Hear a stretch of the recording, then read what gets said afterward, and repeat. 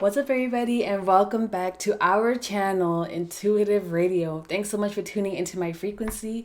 And as you can see from the title of today's video, we're going to take a look at which element do you manifest best with. And we're going to dive deeper and see how you can use that element and law of attraction to attract what it is that you want into your life. Okay, so as usual, we have 4 piles to pick from here today, but before we get into that, I want to say thank you guys so much for 1,700 subscribers, and I'm going to be giving away 3 free readings in this video. So if you're interested in winning, make sure to leave me down a comment below with 3 heart emojis in your favorite color. Okay, so pile 1, we have red Jasper.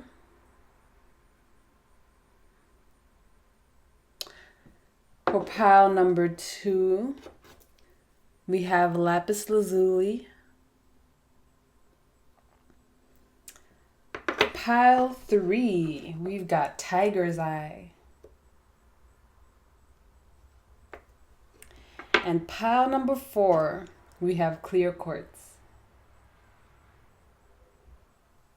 Okay, so these are your 4 piles. Make sure to pick with your intuition, and I will see you at your reading.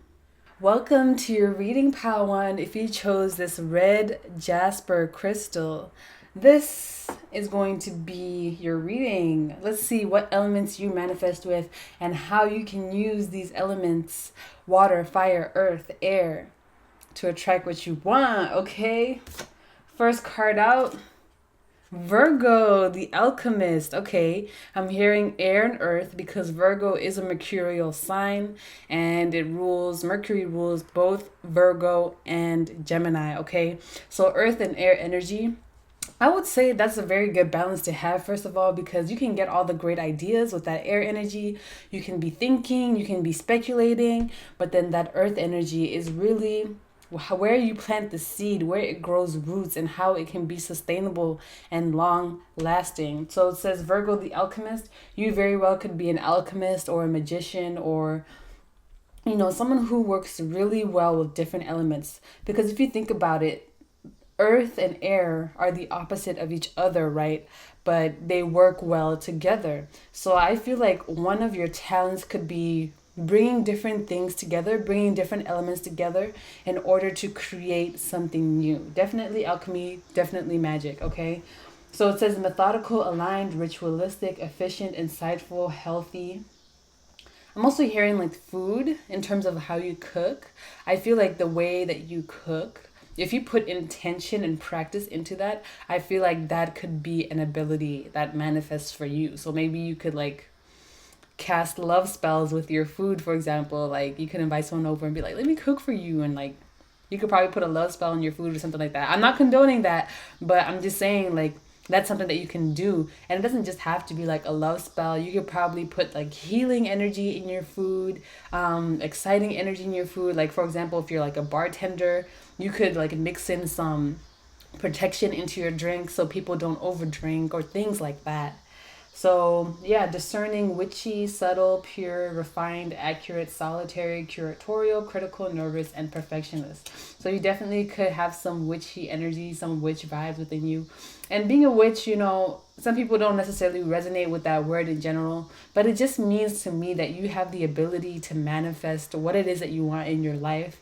And you just know how to work with the energies around you, the things around you, in order to bring forth what it is that you desire and what it is that you attract. So, excuse me. So definitely earth and air. And with earth, if you're very good at working with earth, I would recommend working with plants, working with crystals, literally anything that comes from the earth, like working with herbs as well, flowers. Just having plants in your house will definitely help elevate the energy and help you manifest things better. All right, let's look at the second card. Ooh, we have Mercury. What? Guys, this is crazy. I cannot make this up. Anyway, y'all heard what I said, but we have Mercury, communication. So we have that air energy, right? And then we have that earth energy, Virgo and Gemini. But with this Mercury card coming out and it says communication, I feel like you, pile one, would be very good at working with scripting, or even speaking. So speaking affirmations out loud, prayer, saying things out loud and feeling that in your heart. Like, ooh, if you ever say something and you like feel it in your body, just know it may manifest, okay? That's very powerful energy. So be careful of what you speak, what you think, what you write down, what you say, how you interact and communicate with other people. I'm hearing that your words also have certain impacts, or they affect other people in ways that you may not expect. So you might say something to someone and it might trigger them, or it might elevate them, or it might make them feel some type of way, but you were not expecting that type of reaction at all. So people can kind of misconstrue your words, or not necessarily take them in the right way, or they can take them in a way that's better than what you intended. So you might say something to someone thinking that maybe they won't like it, but really it just changes their whole perspective, and it like elevates them to a higher level, right? So the words on here, we also have bees and a clear quartz crystal. I feel like these bees here are significant. Maybe you're very good at working in a team setting, but it says words, thoughts, analysis, information. You guys are very smart as well with that with that air sign energy. Wow, that's what it says. Trade, ideas, smarts, reporting, awareness, vision, lens, palette, perception, curiosity, narrative, muse, wonder. Okay, so your mind, the power one, is very powerful. The way you think, the way that you communicate. And like I mentioned, there's that air energy and there's that earth energy. And when you bring those two together, it just blossoms. You know how to take your ideas and bring them down from higher dimensions into the earth and make them manifest, okay? Ooh, we have Leo, the lover. Okay, that's your heart space. With this, I'm not necessarily getting fire energy, but I'm getting feelings. So kind of like how I mentioned, if you say something and you feel it in your body, that means it may manifest. Or if you're gardening and you feel some type of warm, fuzzy energy, it's giving me the sense here that your feelings let you know when you are in the process of manifestation. If you have very intense feelings, it could be that you're healing, it could be that you're purging, that you're releasing, that you are attracting or manifesting, okay? I want to say that for you, if you're feeling more lower vibrational feelings, it's more that you're healing, releasing, and purging. It doesn't necessarily mean that there's something wrong with you. If you're sad for no reason or if you're upset for no reason, it doesn't mean that there's something wrong. It just means that you're going through the process of healing and releasing and purging. And when you're feeling those higher vibrational energies, you're in the process of attracting, nourishing, nurturing. So pay attention to your feelings, because that is definitely a strong indication for you, pile one, whether you're in the process of manifesting or not. So the words here we have expressive, creative, loving, playful, warm, overt, self-confident. One thing I'm also hearing is that you should be confident in yourself. And the more confident that you are in yourself and whatever it is that you do, the easier it is for you to accomplish the things that you are going after or that you're seeking to accomplish.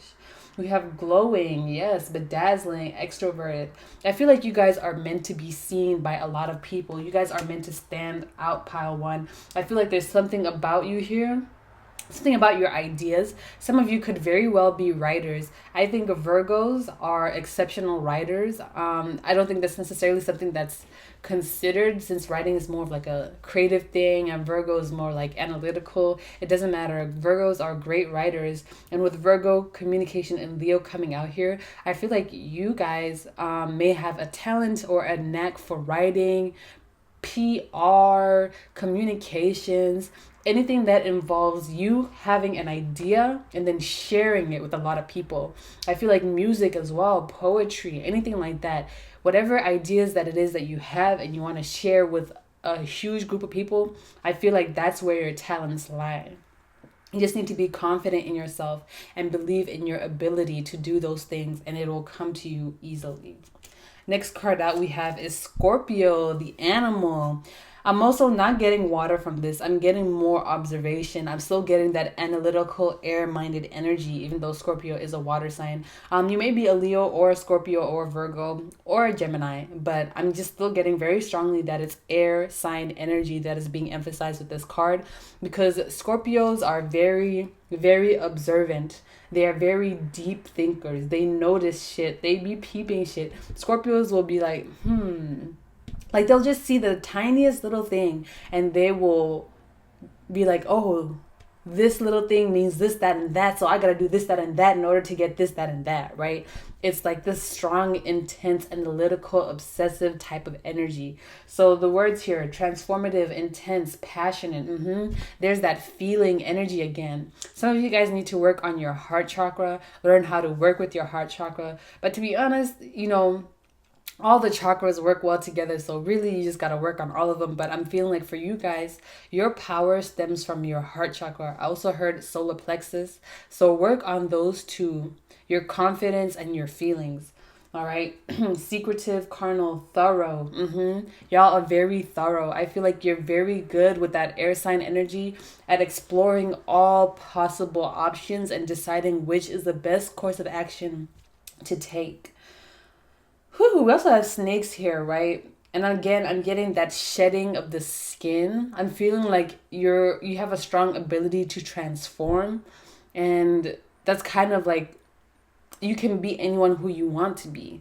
And I'm hearing acting with that. So if some of you are interested in acting, just know that you have a talent or you have a knack for it. And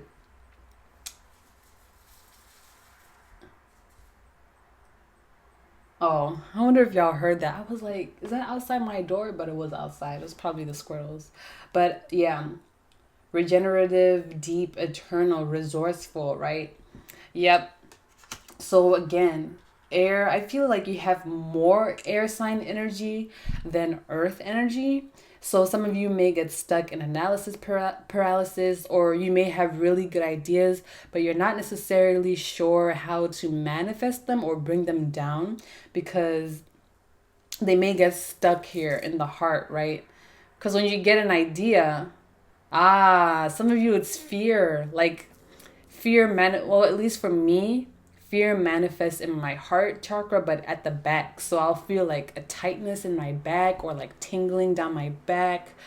I'm getting for you guys that you'll have an idea. You'll be like, oh my God, this is so great, from your crown chakra. And then as soon as it gets down to your throat, you're trying to write it down. That's that Mercury energy, right? You're trying to figure out how to plan it. But once it's time to internalize that energy, to feel confident, it's like there's a bit of fear that stops you from moving forward. So I feel like a lot of your ideas, if they do not manifest, they get stuck in your heart chakra, and they don't make it all the way down to your root chakra, and it doesn't necessarily manifest because it may be fear, it may be anxiety, it may be judgment that you don't want, you don't want judgment towards your ideas, so it may get stuck in this type of torso area. Let's see, 7th house relating Libra, air sign, right? Again, this is kind of giving me the analysis energy where, oh, and not only that, but kind of like how I mentioned with the bees and Mercury, you'd be very good at working with other people. If you are more air sign dominant, I feel like you need to work with people who are more earth sign dominant, or people who are very grounded, people who are very practical. Virgo and Capricorn, I'm hearing. So if you have great ideas, you need to find someone who is grounded in your team if you want to work with other people, and kind of use that energy that they have to kind of help you ground your ideas. Because once when you're around people, their energy kind of transfers to you and your energy kind of transfers to them. So that grounded energy that these people might have can help you tap into that more grounding energy into yourself. So we have partners, compassion, companionship, best friends, marriage, relationships, opposition, equilibrium. Excuse me, I'm like burping a lot. Sharing, communion, justice, balance, and social awareness. All right. So again, we have that Libra air sign energy. I'm also getting imbalance with that because Libra is the scales, right? So it's giving me the sense that, again, your air sign energy is more dominant than your earth sign energy. So for you to manifest, you need to work on your earth sign energy, because it seems to me that you do have these alchemical, magical skills where you can manifest.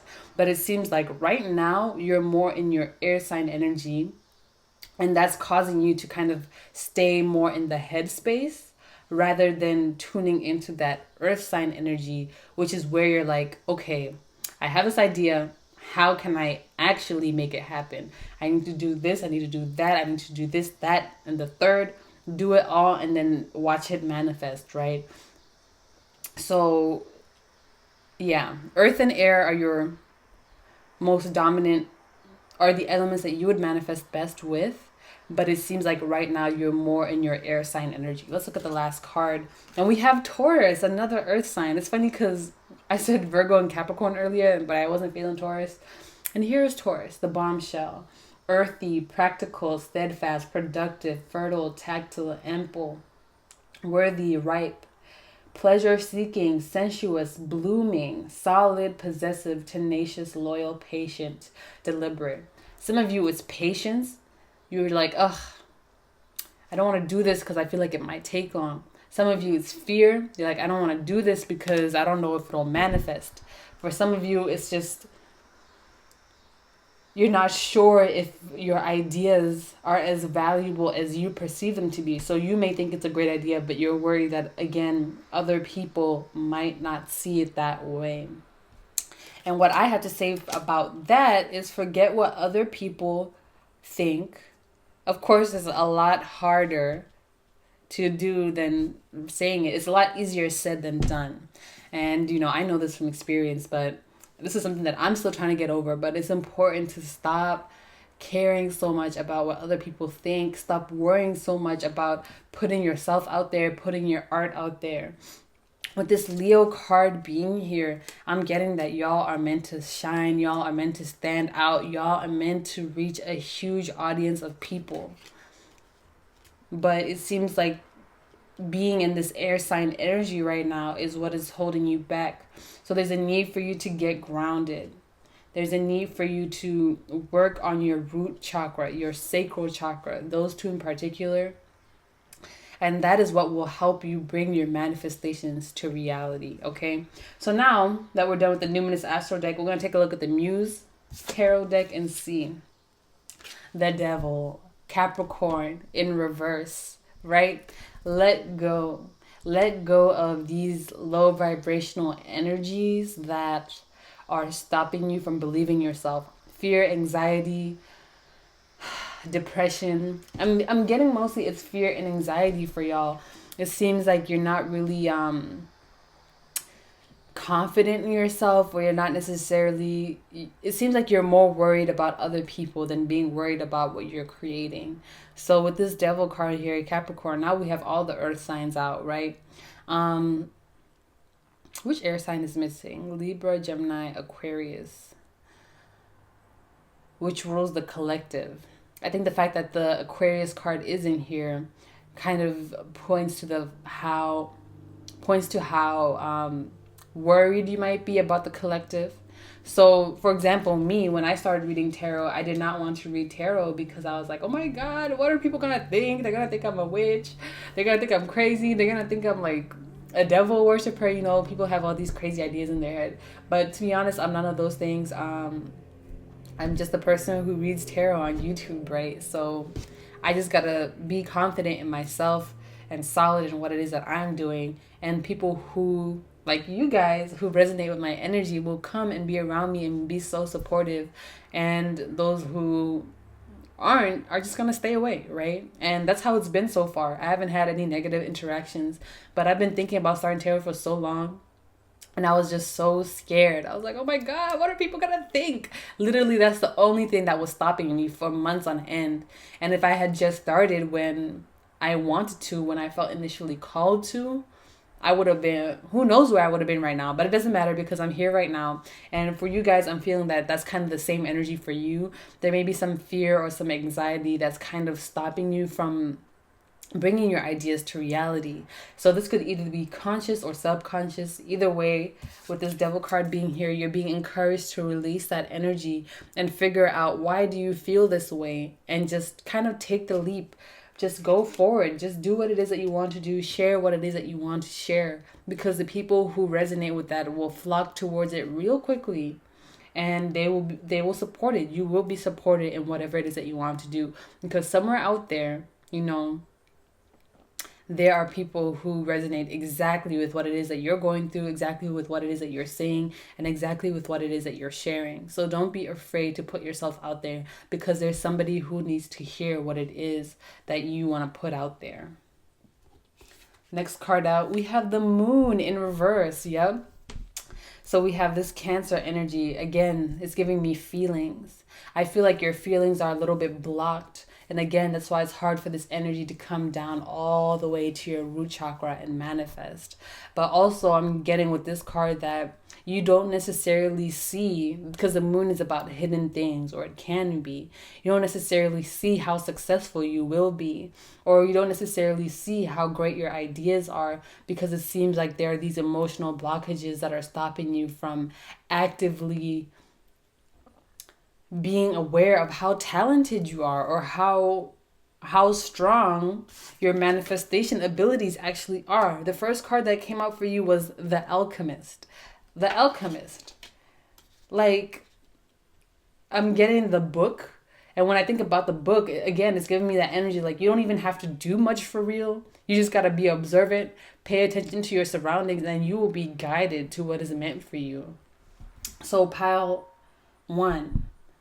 There's some hidden things here right now, and I feel like you need to allow yourself to feel your emotions. The 3 things that you need to work on, right, so far that I'm getting from this reading is 1, feeling your emotions and opening up your heart chakra so that that energy can flow. It's kind of feeling like real time. I'm kind of wanting to, like, is it Spider-Man? No, Superman. When he pulls his shirt and then there's the S on his chest. I feel like for you guys, you don't even know that you're Superman. You just need to open up your heart chakra, and then boom, all that energy, all that power, all that talent is just gonna pour out, and you're gonna be like, whoa, I'm like so awesome. Like, yeah, you are. You need to tap into that, okay? So work on opening up your heart chakra, work on your root and your sacral chakra so you can be grounded. Work on balancing that air and that earth sign energy. Don't get stuck too much in analysis paralysis, because that can stop you from moving forward and actually getting what it is that you want. And it's crazy, we have 2 major arcanas coming out already, and that's just showing me how powerful your energy is. And I feel like you haven't really tapped into it yet, or you haven't taken it to the highest level that it is. And then we have another major arcana, the Temperance card, also in reverse. Like, yeah, the Temperance card is usually about balance. Again, in reverse, imbalance. It's also about divine guidance. So I feel like you're being divinely guided. Again, I'm being drawn back to the Alchemist, to the book. How is his name? Santiago? Santiago didn't really have to do much, to be honest. Like, he was always being guided. His angels, the synchronicities, the universe was always guiding him to where he needed to be. No matter how much he doubted it, no matter how much he was unsure of it, none of that mattered, because at the end of the day, he was going to find what it is that was meant for him. And he did. And he did. Oh, I'm getting emotional. I'm getting excited. So for you guys, it's like you need to move in faith, regardless of how much fear you feel, how much anxiety you may feel, how much uncertainty you may feel. You need to keep moving in faith. And again, if this is something that is difficult for you, find someone who has that earth sign, that grounded, that practical energy, and help, and ask them to help you bring your ideas down to reality. So yeah, you're being divinely guided. You're being divinely protected. These lilies are kind of standing out to me. Maybe some of y'all like lilies. Just know you're divinely guided and protected. You are very powerful, Padawan. Very, very freaking powerful. Like 3 major arcanas. Let's see what's next. The World. Are all like what? All these major arcanas, and this one is upright. Okay, so with the World card, the World Cosmos, again, you are so powerful, and I'm getting that energy that you are meant to be sharing what it is that you do with the world. Your ideas aren't meant to stay in your head. Your ideas are supposed to be all around the world. You know that Cheetah Girls song when they were like stuffed animal all around the world? We go all around the world. Was it when they went to Barcelona? That's kind of funny, but yeah, your ideas are meant to be all around the world. You're meant to be sharing your ideas with multiple people. You're meant to be blooming and blossoming and cosmic. Like, I feel like you don't know just how powerful you are. And it's like you need to tap into that. You need to be confident in yourself. You need to believe in what it is that you are doing. Believe in your ideas. Believe in your talents. Because you are more powerful than you even know. Ooh-wee. All these major arcanas, like, I don't even know. And, you know, the first 3 that came out were in reverse. They were blocked. So I'm kind of getting the sense that you will come into your energy. It's just a matter of releasing these blockages and knowing that you are divinely guided and protected. Ooh. Next card out, 7 of Inspiration, which is the 7 of Wands. What was I saying, bro? Doesn't this look like exactly what I was saying about like Superman opening his chest? It's like you're in this dark kind of void energy where you're stuck in a bit of analysis paralysis, fear, whatever it is that it may be for you. It doesn't have to be any of those things. It could even be like addiction. It could be like just uncertainty, lack of confidence, whatever it is that it may be. But you need to break out of that. You need to break out of that and tune into your light. Tune into your energy. Tune into yourself. Remember who you are. For some of you, I feel like you've abandoned yourself in order to be liked by other people or in order to be regarded in a high light. Maybe there was a time period where it kind of seemed like people weren't accepting you for who you were, so you felt like you had to change. So I'm getting that if you abandoned yourself, like much of us do, we abandon our inner child, you know, our shadow. We ignore parts of ourselves in order to make ourselves more palatable or acceptable to other people. If this has happened, if you resonate with this message, you need to tune back into who you actually are. And those cicadas are going crazy outside right now. I hope you can't hear them, but you need to tune back into who you are. You need to go back to who you are. Get out of this dark void. Get out of this dark space and just tune back into your light. And then the last card we have here is the Fool. Yes.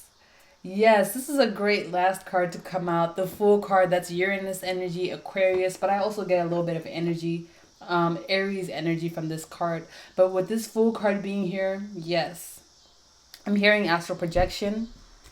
So some of you may be very good at astral projecting, lucid dreaming. I feel like that's where a lot of your ideas can come from. Maybe you have really awesome dreams and they kind of like give you messages or guidance. But with this Fool card, I'm getting you to just be free. Be free. Don't let yourself be held or chained down by these lower vibrational energies, by these things that aren't here to help you. They're only here to hurt you. You need to go back to who you actually are and figure that out for yourself and be free.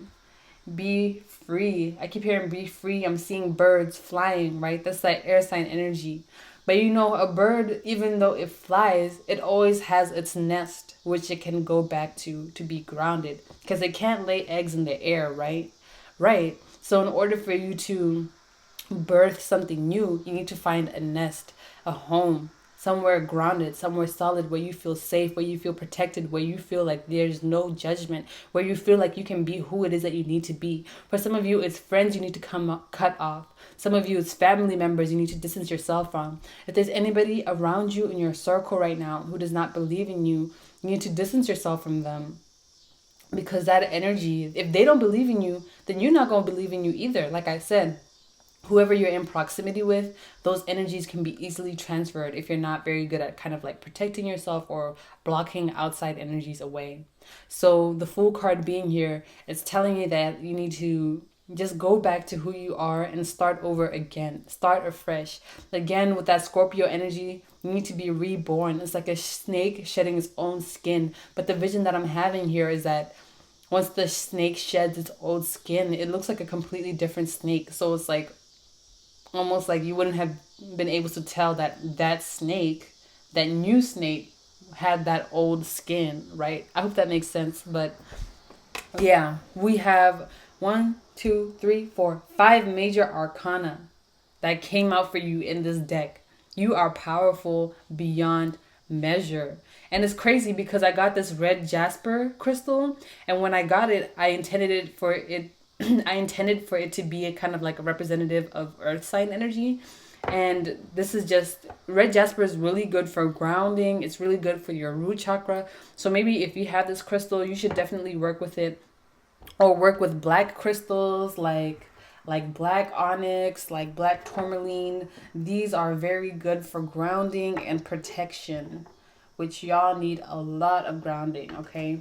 So let's look at these last cards and get y'all your final messages before we wrap up this reading. We have 9 of Swords. Yep. Anxiety, fear. You need to let go of that. Crazy that it came out right underneath the devil, right? It's like you're an alchemist, but there are some things that are holding you back. They got you chained. And some of those things, boom, anxiety, fear, staying up at night, worry, not feeling confident in yourself. This being in reverse, it's like you need to let go of that. You see how it's kind of manifesting? It's like you have this talent, but the devil and the 9 of Swords in reverse, these are the things that are holding you back. You got to let go of it in order for you to actually be the alchemist that you are. So, 9 of Swords in reverse, pile 1. You need to release some anxieties, some fears, some negative self-talk, anything like that that is stopping you from being the highest version of yourself. Next card out, we have Page of Swords. Yes, new way of thinking, messenger. Maybe something someone's going to say to you is going to help you be like, oh, I see it now. Maybe it's this reading. But yes, Page of Swords, new way of thinking. Again, kind of like how I mentioned earlier, speaking affirmations to yourself, speaking out loud, prayer. These are some of the things that you can pray about, speak out loud. Like, hey, look at yourself in the mirror, be like, my root chakra is imbalanced. I am grounded. Walk around barefoot in nature. Gardening will definitely ground you. And if you don't want to do like a garden outside, getting some house plants will definitely help you bring that energy down, be more grounded, touching them, talking to them. You can even plant some crystals in your pots, in your plant pots. And I guess that's a good way to cleanse your crystals as well. I don't know. I'm just getting that might help you. I'm not necessarily sure why. Or it could even help the plants as well. But again, with this Page of Swords, it's like you need to start over. You need to be like, okay, I'm a baby now. And I'm the parent. I'm the pappy. And I'm the mammy.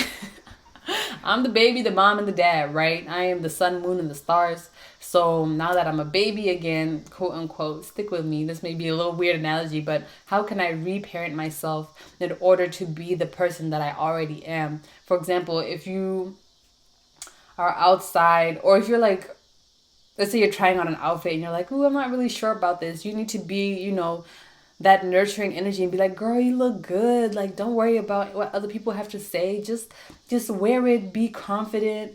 And if you're still feeling a little nervous, be like, okay, well, maybe you can put on a little jacket and then maybe try taking it off later if you start feeling more confident or something like that. Give yourself grace. Realize that, these changes may take some time, but as long as you're actively working towards them, you will be divinely guided and protected with this Temperance card here, and you will begin to kind of blossom into the person who you originally were, who you are meant to be. Next card, 8 of Wands in reverse. Slow down. I just want to get to know you, but don't turn around. Going to the gym. I don't know why I got that from that song. But you should listen to that song, Babby Bobby Valentino, I think it is. Slow down. But I'm hearing going to the gym might be something that helps you as well. Getting connected to your body, learning your body. If it's not going to the gym, it could just be going for regular walks, yoga, Pilates, anything that you just can do, to riding your bike, to connect with your body and feel it in motion. I'm getting that is something that will help you. I'm also hearing that meditating where your body is doing something is going to be very helpful for you. So I'm feeling like you guys will not be the type of person to meditate while laying in bed. You would be the type of person to meditate while going for a jog, riding your bike, walking around the block, whatever it is that may be. I feel like that form of meditation is what is going to be more helpful for you. Excuse me. 8 of Wands. Slow down. Okay, you need to slow down.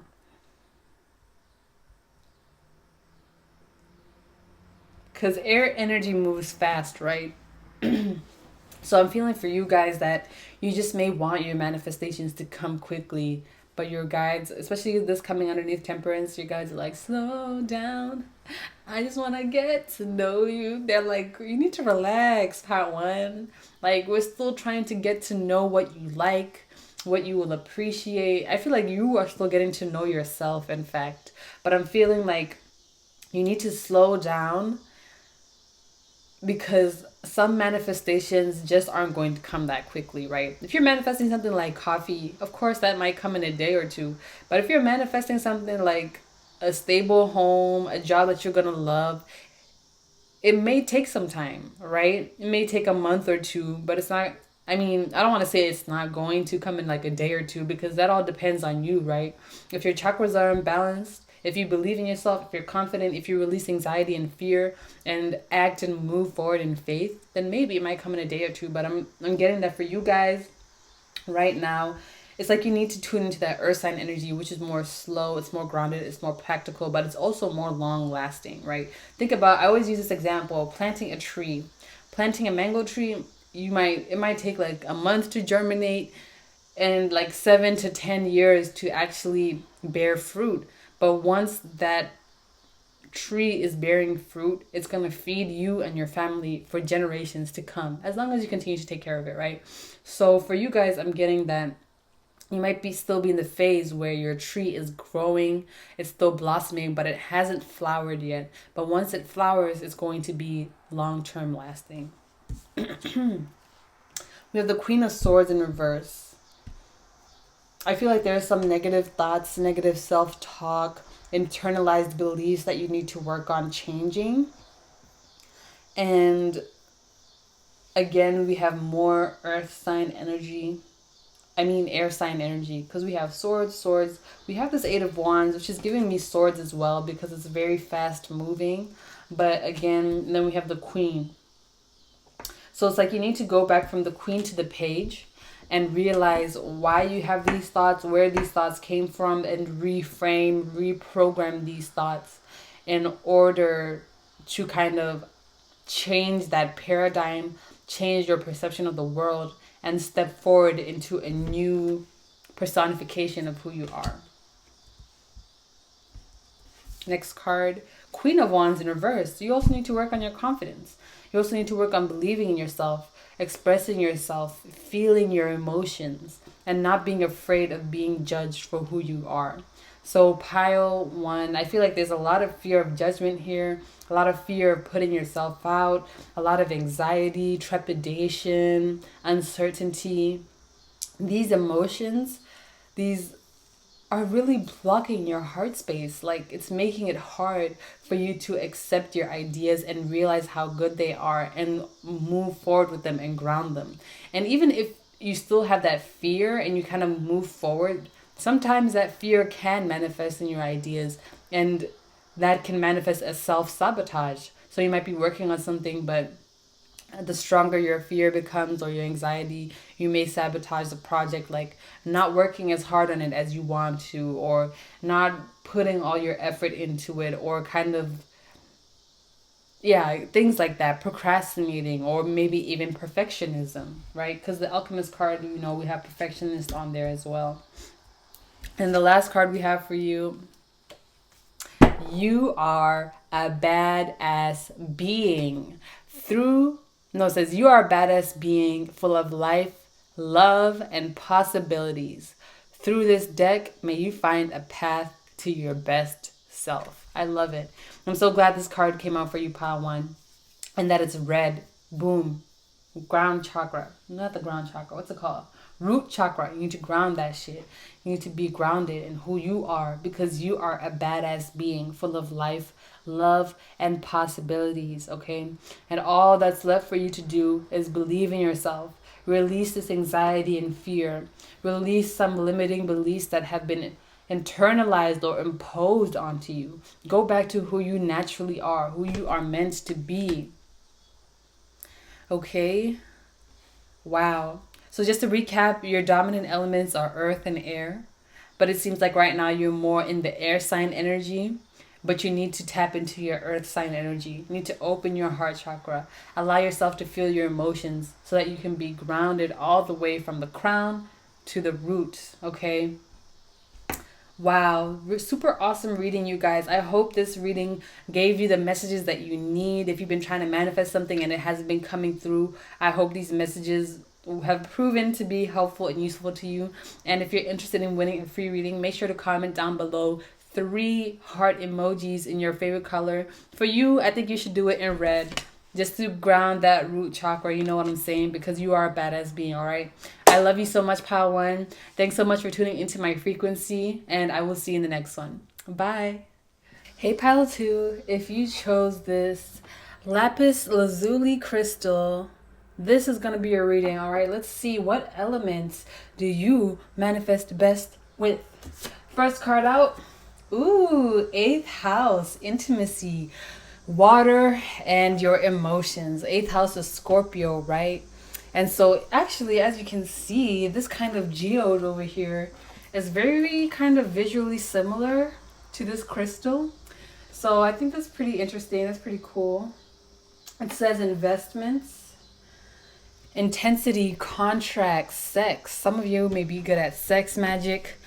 Erotic capital. Oh, I don't know what that means, but secrets, mysteries, obsessions, inheritance, kundalini energy, stalking, and the underworld. Ooh, I'm hearing that you guys are also very good at manifesting from your shadow side as well, or like that shadow side of you, maybe a side of you that you haven't accepted, or a side of you that you have pushed away, or that you feel like is taboo or non-conventional. I feel like that side of you is a side of you that has your power, or that holds most of your power, okay? This may even be your emotions. Maybe you have blocked or repressed or ignored your emotions, and it could be that your emotions are the source of your power. So right away, and it's funny because I actually had this crystal when I picked it. I intended it for this to kind of represent the water element. But yeah, so it seems like right away off the bat, this scorpionic water energy, that is the energy that you can manifest very well with, or that you are best at working with in order to attract what it is that you want. Ooh, some of you may be dancers. I can see that because this girl, she is on a pole. So I think just because of your beauty. So seeing that, I feel like your beauty, your physical attractiveness, that is something that you can tap into in order to attract money. So some of you are dancers, or you may be Instagram models, or you may be influencers of some sort, beauty gurus, lifestyle gurus, or whatever it is that it may be. I feel like that your physical attractiveness, or even a personal trainer, I feel like your physical attractiveness is something that you can monetize that. That's what I'm trying to say. You can monetize your physical attractiveness. Next card we have for you, the 3rd house, which is Gemini. So we have air and water, perception. Are these forces? Are these force ones? They kind of look like it. What is this? Reflector 2. Is that a camera? I'm getting streetwear. I'm also hearing Harlem. I feel like some of you are very talented artistically. You may be like a muralist, a painter, a photographer, or a visual artist of some sort. Oh, that's so funny. I didn't even see this word. It says street life on here. It says speech, thoughts, social media. Yep, like I said, you could monetize yourself. Social media, OnlyFans, YouTube. Excursions, dating, siblings, research, street life, circulation, discussions surrounding, and sociability. Very interesting. So this is that Gemini energy. So you could be a Scorpio or a Gemini. But I feel like with this card, it's giving me that you have very good ideas, or you have very creative ideas. And I feel like a lot of your creativity or your ability to create and manifest, or materialize the reality, comes from your feelings and your creativity combined. So I feel like your creative energy comes from your feelings. So you may be someone who, like, when they're sad, they make really beautiful paintings, or you make really good music. And when you're happy, you make some good high amped up energy music. So far we have water and air out. So I feel like those two are your dominant energies so far. Let's see what else we have. We have the numinous mystery. Okay, I'm getting Scorpio again from this, because ain't no sign more mysterious than a Scorpio. Okay. It says the unknown, the unknowable, extrasensory perception, psychic abilities, the cosmos, universal truth, oneness, source, shadow work. Yes, like I was saying, I feel like you pile, what is this, pile 2. I feel like your talents, hold on just a second, I'm gonna put my incense up because my sister and my stepmom are home and they do not like the smell of incense. I'm just gonna light it up when I clear pile 3, or when I clear your energy. But okay, is it out?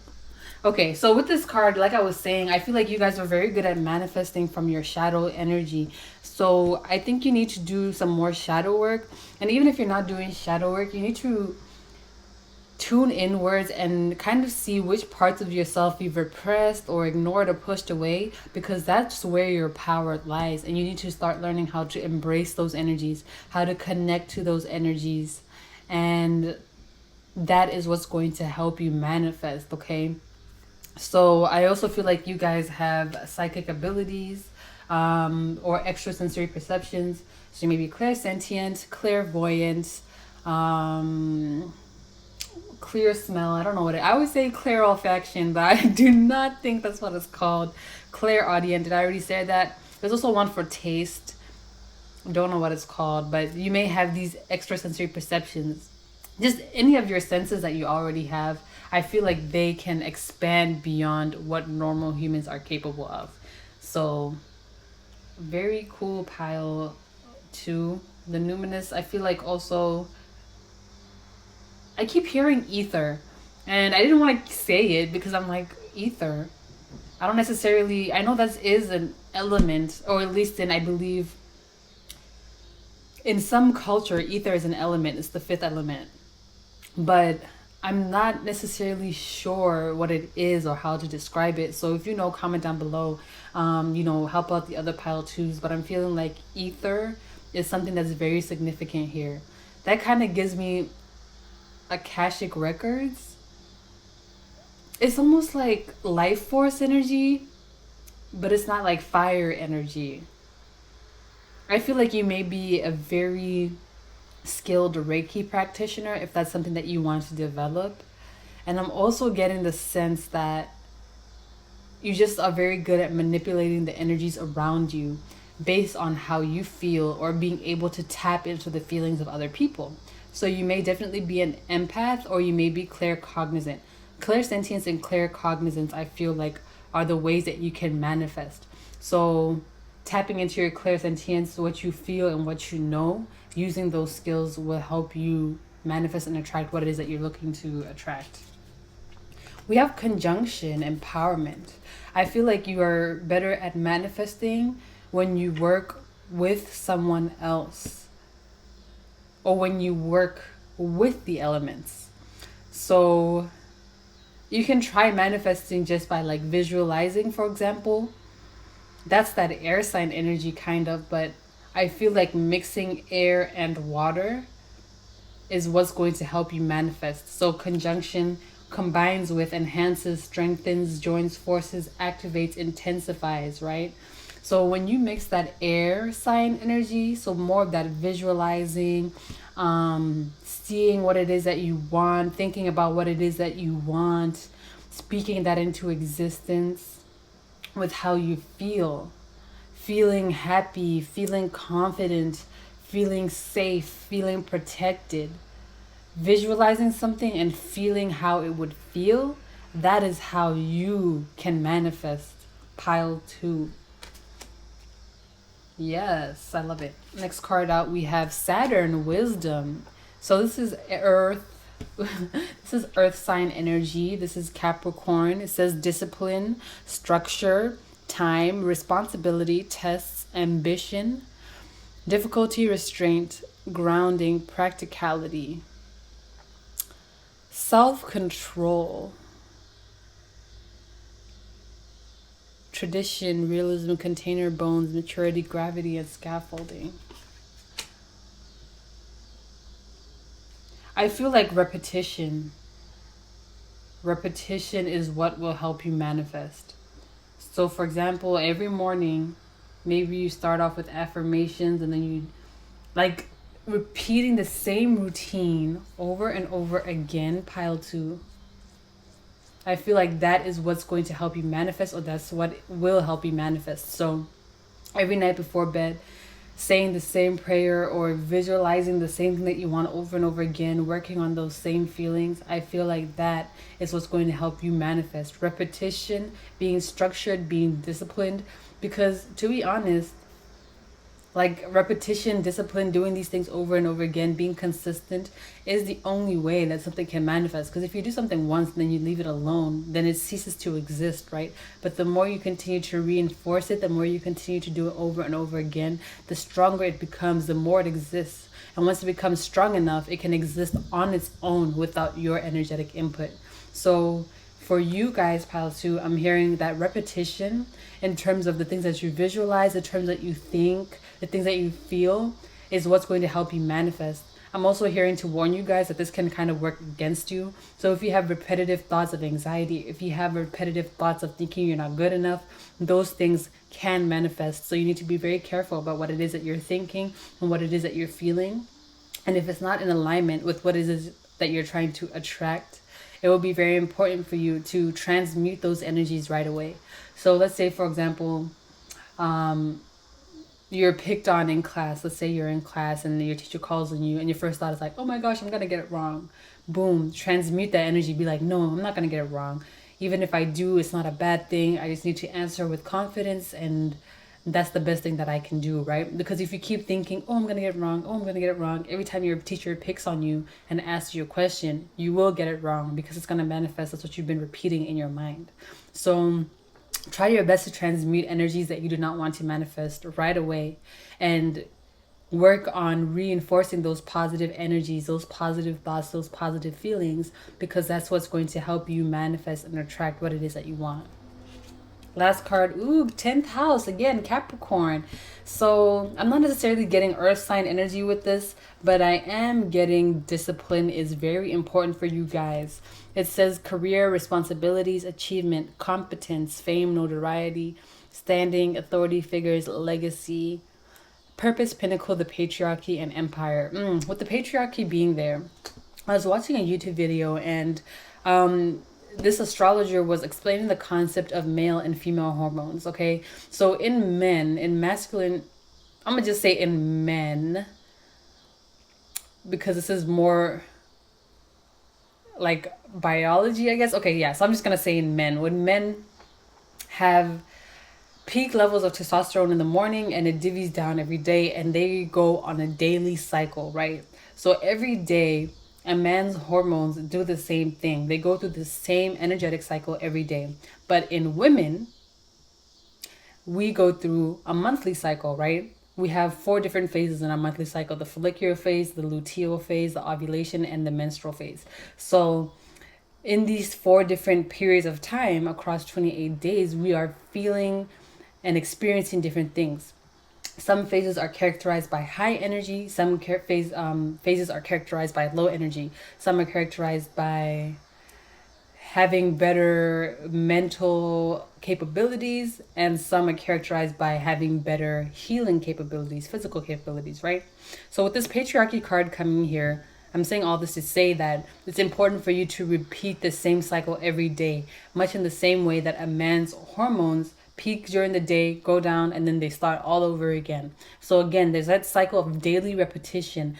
And I think that is like the most important thing for you guys. Daily repetition, doing the same thing every single day. So even with this third house Gemini energy, it could be about writing. So every day, if you want to like manifest something, I feel like for you guys, like the 5551 manifestation method might work for you. So like writing down, I will be successful. No, I am successful. I am successful. I am successful. I am successful. Writing that down every morning, every day for however long, like that is what's going to bring in your manifestations. As long as you continue to repeat cycles turning. Yeah. I'm having that vision of, is it a song? Someone said they want to go skating on the rings of Saturn. And I'm seeing you doing that. I feel like Saturn is very strongly influenced in your chart. So you may be a Capricorn, you have significant 10th house placements or something of that nature, where in order for you to get what you want, you need to be disciplined. I don't feel like you can manifest with earth sign energy, but I feel like earth sign energy does have an impact, or Saturn energy does have an impact on your ability to manifest with water and air. So again, visualizing and feeling. That's for you guys what's going to manifest. That's what's going to help you manifest, okay? Okay. All right, let's move on to the Muse Tarot. The first card we have here is the Five of Voices, aka the Five of Swords. Olive Branch. This card always confuses me because the original Five of Swords is more about conflict. But if you look at this, doesn't that look like Sansa Stark, first of all? Don't she look like Sansa? If you've seen Game of Thrones, let me know. But I don't even know what to say about this card. Like, it literally always confuses me. But I'm feeling duality here. 1, 2, 3, 4, 5. Why is this card here?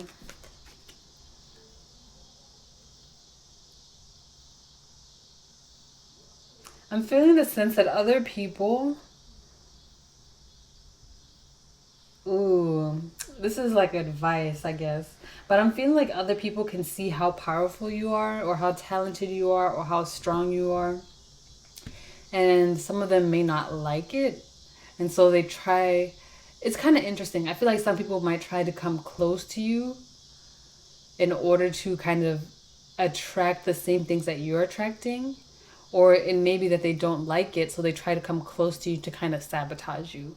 So be careful who you surround yourself with, because they can either enhance your manifestation ability or drag it down. Next card. The Muse, the Hanged Muse in reverse. Okay, so this is Pisces, right? This is Neptune energy. And it's funny because when I was seeing this crystal, I kept thinking of Neptune. And so we have the Pisces card here coming out in reverse. I feel like you guys are very, very good. Like, you have your third eye open. I feel like your dream world, or your ability to lucid dream, there's something about here about your ability to visualize. I think visualization and working with water energy is something that you're very good at. And with this water and air coming out in conjunction, I feel like speaking into your water. If you drink tea, bless the water before you drink it. Speak your affirmations into your water. I am blessed. I'm going to have a beautiful day today. I am loved. I am confident. I am healthy. I am wealthy. I am rich. I am that bitch. I am gonna go get that bag, and I am not gonna take your shit. I am protected, well respected. I'm a dream. I'm a queen. I do what I want to do and I'm who I want to be. Period. Speak that into your tea and drink it afterwards, and then boom, that can help you with your manifestation. Not only that, I feel like collecting moon water, taking spiritual baths, cleansing your energy is something that is very good for you. Always, if you have like a lake nearby you, going to swim in the lake, I feel like that will charge your energy up. It helps enhance you. I feel like some of you, if you're into African spirituality, Yemaya is with you. Do more research. She's guiding you, protecting you. Okay, Yemoja. But with this Piscean energy, yeah, I didn't even notice this third eye right here. But yeah, your ability to visualize, your ability to see things clearly. I feel like you need to work with amethyst as well. I feel like working with amethyst can help balance your third eye if it's like a little too crazy. Like if you're having too vivid dreams or like something like that, amethyst will help you balance that energy, because we also do have amethyst in this numinous card right here. So definitely working with amethyst is a great way for you to kind of help balance that watery energy. Okay, next card, the Sun in reverse. I'm hearing staying towards yourself, which is interesting because it kind of goes with what I said with this Five of Swords, like be careful who you go around. Usually the Sun, you know, that's that Leo energy, and Leo loves to shine. Leo loves to be seen, right? But with it being in reverse, I'm kind of getting that it's important for you to kind of lone wolf, hermit mode, kind of like be tuned into yourself, manifest by yourself,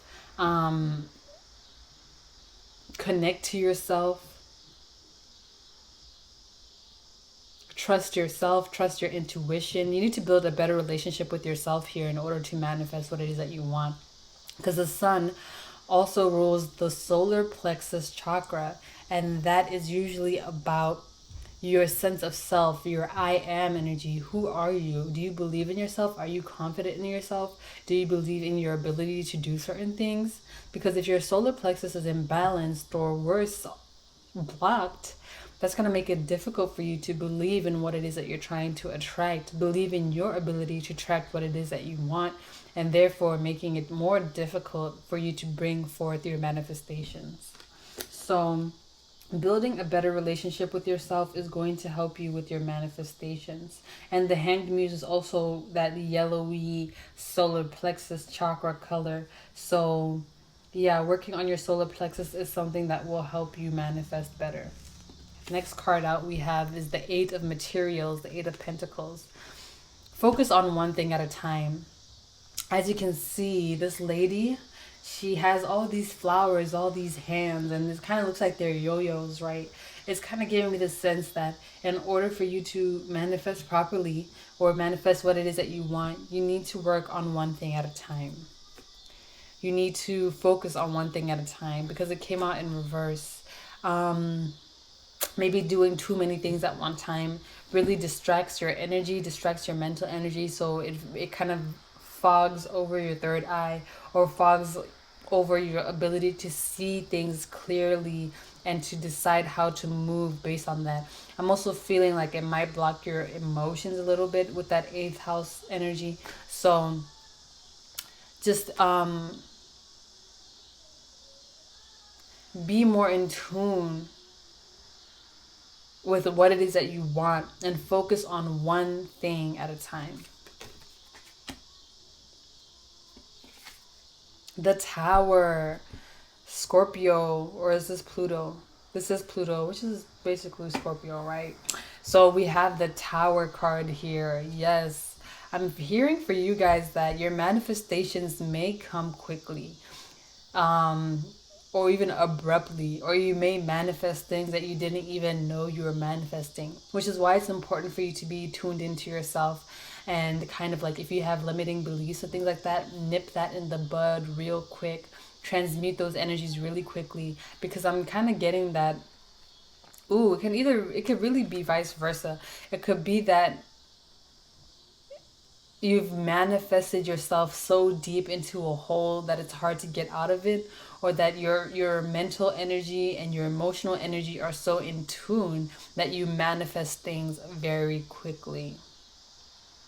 And what I mean by saying you've manifested yourself so deep in a hole, kind of like what I said, if your teacher picks on you and every time they pick on you, you get scared that you're going to answer their question wrong, it can be hard for you to change that belief and be more confident in your responses. So this Tower card being in reverse, it's like, oh, it's hard to shake that. It's hard to shake something that you've already manifested. Or it could be that if your energy is so in tune, your mental and emotional energy, like I said, it's easy for those walls to break down and it's easier for you to manifest the things that you want. So we have 3 major arcanas, which is very significant. Again, I kind of I'm getting a bit of a speedy energy with you, as in an ability to manifest things quickly.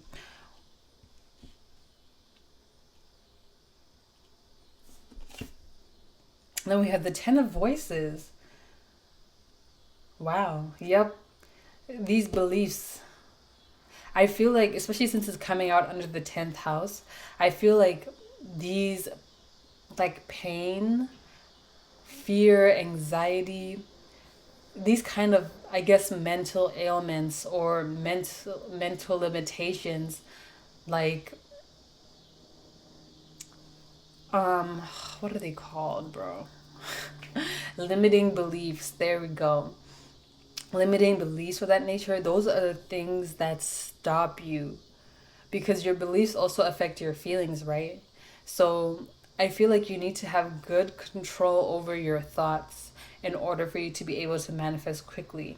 Control your thoughts and your feelings, and that is what's going to help you manifest quickly.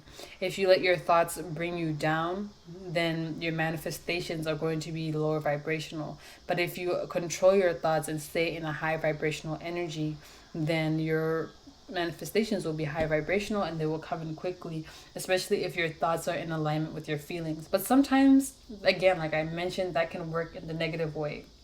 So you might be thinking maybe you're not good enough, and then also feeling like you can't do what it is that you want to. That combination of things is going to manifest that reality into your life. But I'm also hearing that, the more you pray, you can ask your angels for help, archangels. I heard Archangel Raphael and Michael. I don't know much about the archangels. I just call on all of them because I don't know them individually, what they're good with. But if y'all know, then call on your specific angels, or even your particular guardian angels, your ancestors, your guides, to watch over you, to protect you, to plant good thoughts into your mind. And I believe that will help you stay in a higher vibrational energy. And so with all of these major arcana cards that came out being in reverse, I am getting that you do have very strong energy, especially with the sun, the hanged muse, Tower, Pluto, Neptune, and the sun. Those are 3 very intense planets. Okay, so I feel like you have a strong, very intense energy, but it seems like maybe you haven't tapped into it yet, or there are some blockages that are stopping you from tapping into it. Oh, we have the Queen of Wands. Yes, be confident in yourself. It came out in reverse, right? Tap into your confidence, and I think you need to be more comfortable being alone. So with this air sign, this Gemini card coming out, if you are a Gemini, I feel like your need to be social, or to be connected to other people, or to interact with other people daily can make it difficult for you to stay focused on yourself, focus on what it is that you're trying to manifest and create. So I'm hearing that one thing you need to work on is being comfortable alone, being comfortable in your own skin, and being confident in who you are. And that is what will help you manifest. We also have the High Priestess in reverse. That's crazy. This is a Pisces card as well, and it came out underneath the Pisces card in reverse. So if you guys are not dreaming, then there's something wrong. You would have to figure that out for yourself. This is a general reading. I can't really tap into that specifically. Some of you, it's marijuana. But with these 2 Pisces cards coming out in reverse, if you're not dreaming, like if you can't dream, or you don't remember your dreams, or it seems like your dreams are blocked, or maybe you're having a difficult time visualizing, then something is wrong. I feel like that means like there's a bit of a blocked energy within you that you need to work on opening. So this crystal, actually, Lapis Lazuli, is fantastic for opening the third eye, also the throat chakra. And it's great for helping you visualize. It's great for helping you dream.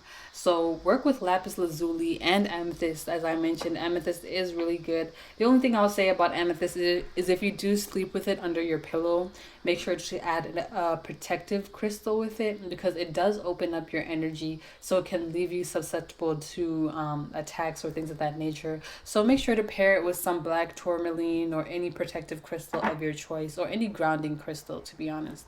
But yeah, so work with Amethyst and Lapis Lazuli. If you can't remember your dreams, then that's a clear indication for you that there are some things within you that need some protection, or that needs to be worked on in order to be open. So it could be that your third eye has some fog over it, you need to cleanse that out. Or it could be that you're feeling so emotionally blocked in your heart chakra that you can't really remember what your dreams are trying to tell you. I feel like significant messages do come to you in your dreams. I feel like you are very intuitive as well, kind of like with this numinous card here as well. So again, water is an element that you can work very well with, and you need to use that element, the most, water and air, in order to manifest. Excuse me. The Devil. What? Capricorn in reverse.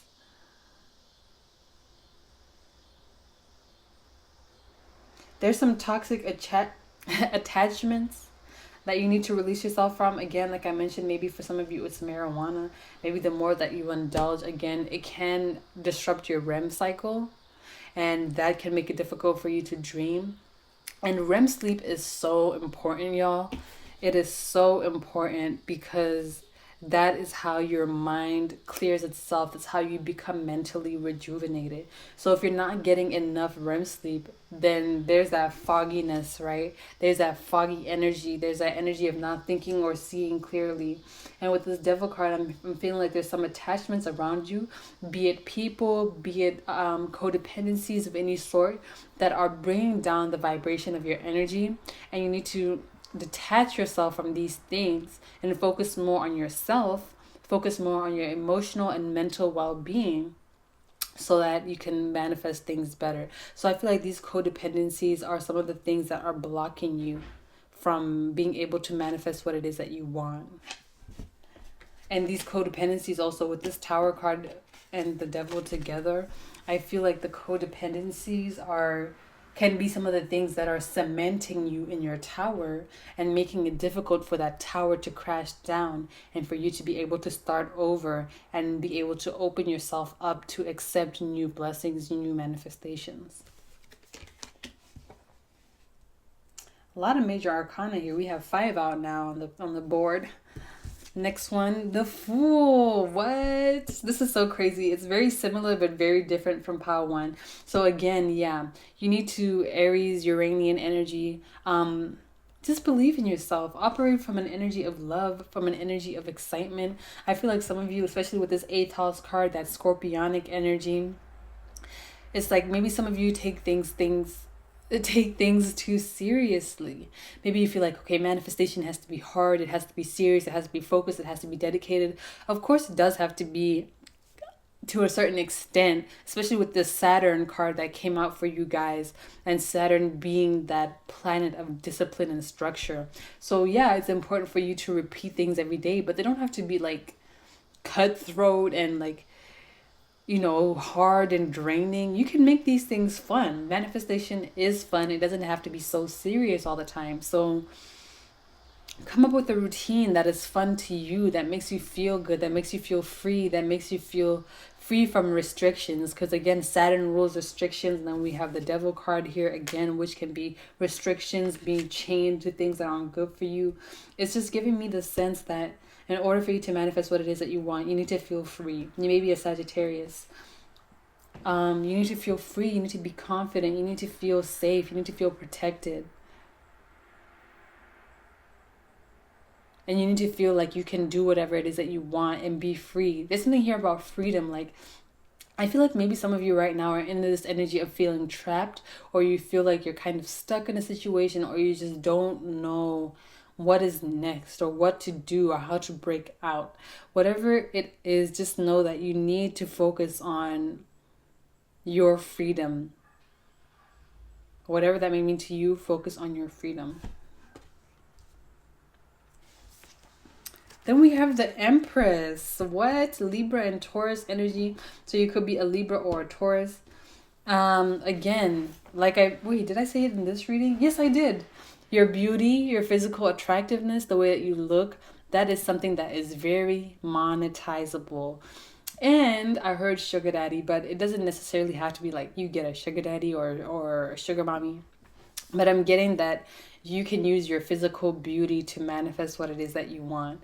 So maybe like with this Pisces energy over here, I'm kind of getting that if you're so beautiful, you can kind of like manipulate people to get what you want. Or if you're so attractive or so kind or so gentle. And manipulation isn't always bad, guys. Of course, it can be like if you're negatively manipulating someone, but you know, you can use manipulation to get what you want. And this is especially true because you are very attractive. There's something about you that's very endearing, that's very loving. People feel like they want to be close to you. I'm getting hug energy. So somebody here wants to hug you. If you hug in somebody, you can